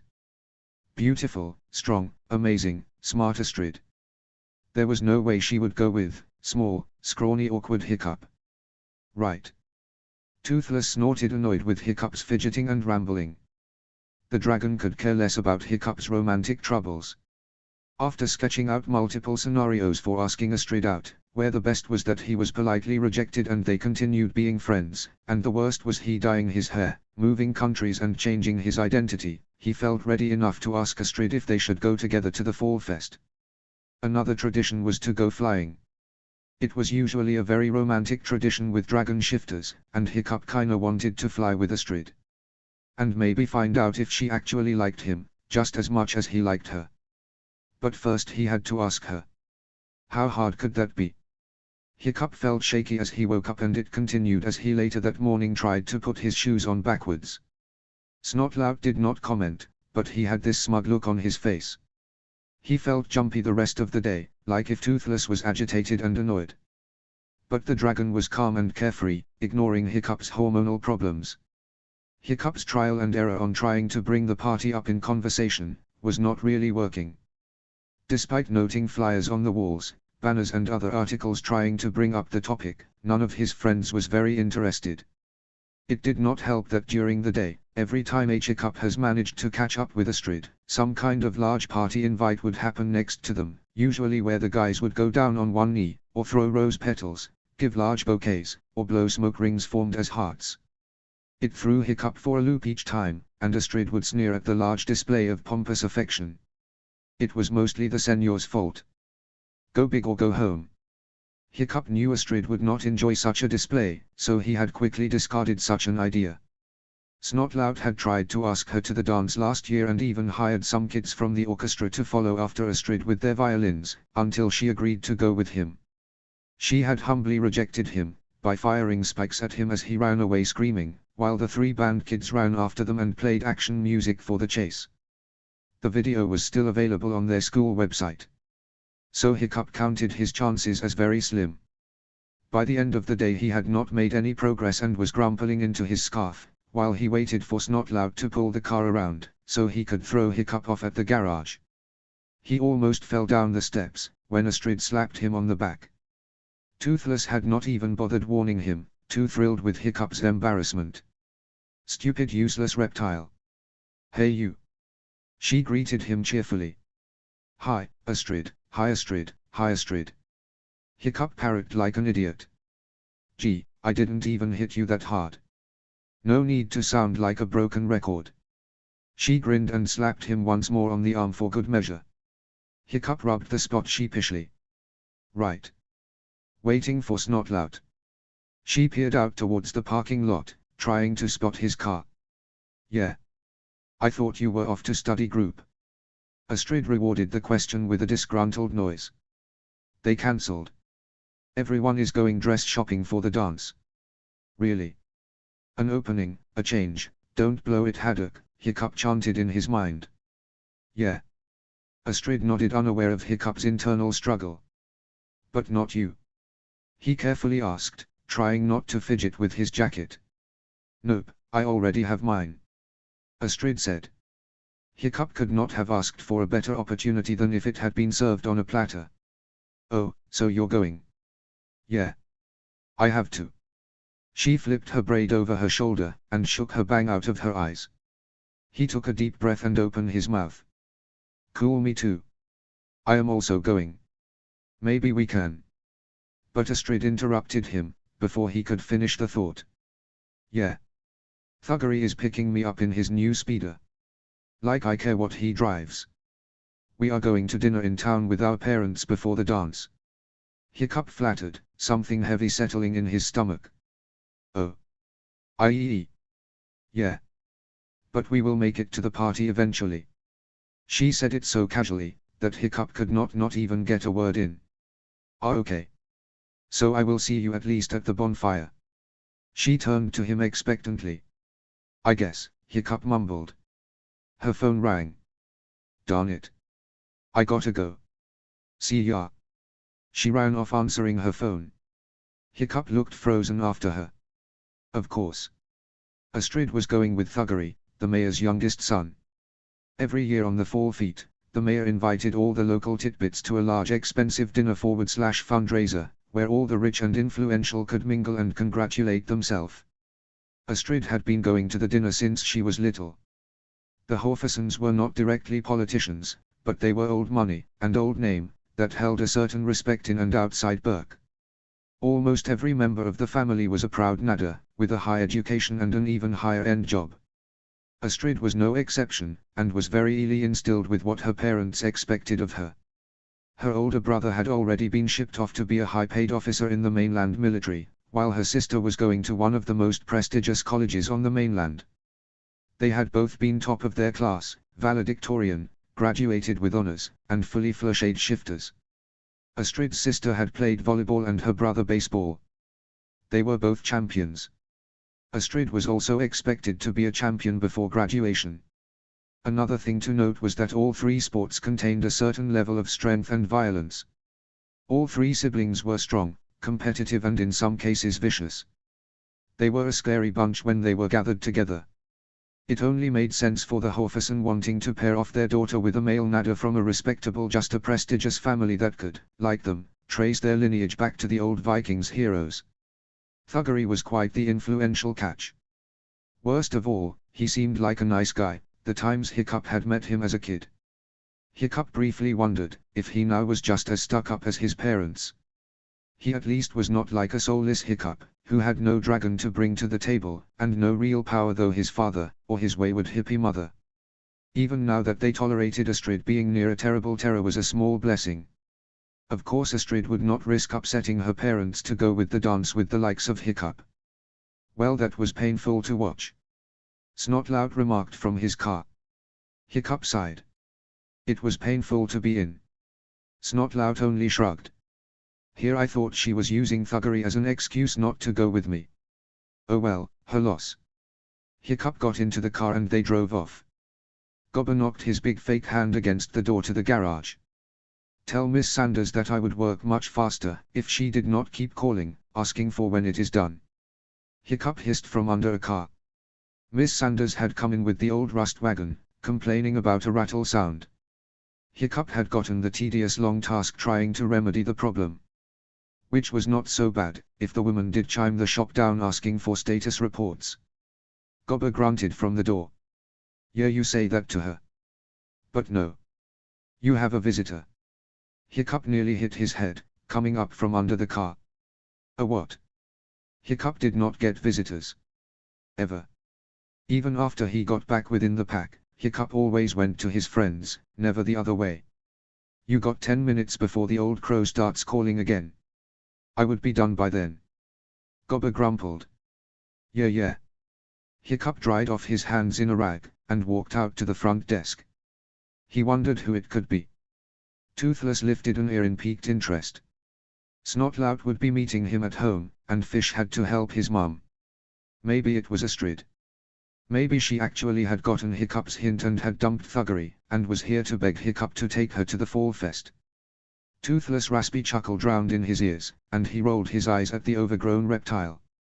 Yeah, so maybe that was too much positive thinking. Instead they turned around the corner and found another blonde waiting for him instead. Rough nut. Hiccup smiled, trying to hide his unreasonable disappointment. Hey. What can I do for you? Rough Nut flicked one of her long braids over her shoulder, and scrunched up her nose. She poked him on the cheek. Do you know you have, like, a really big smooch right there?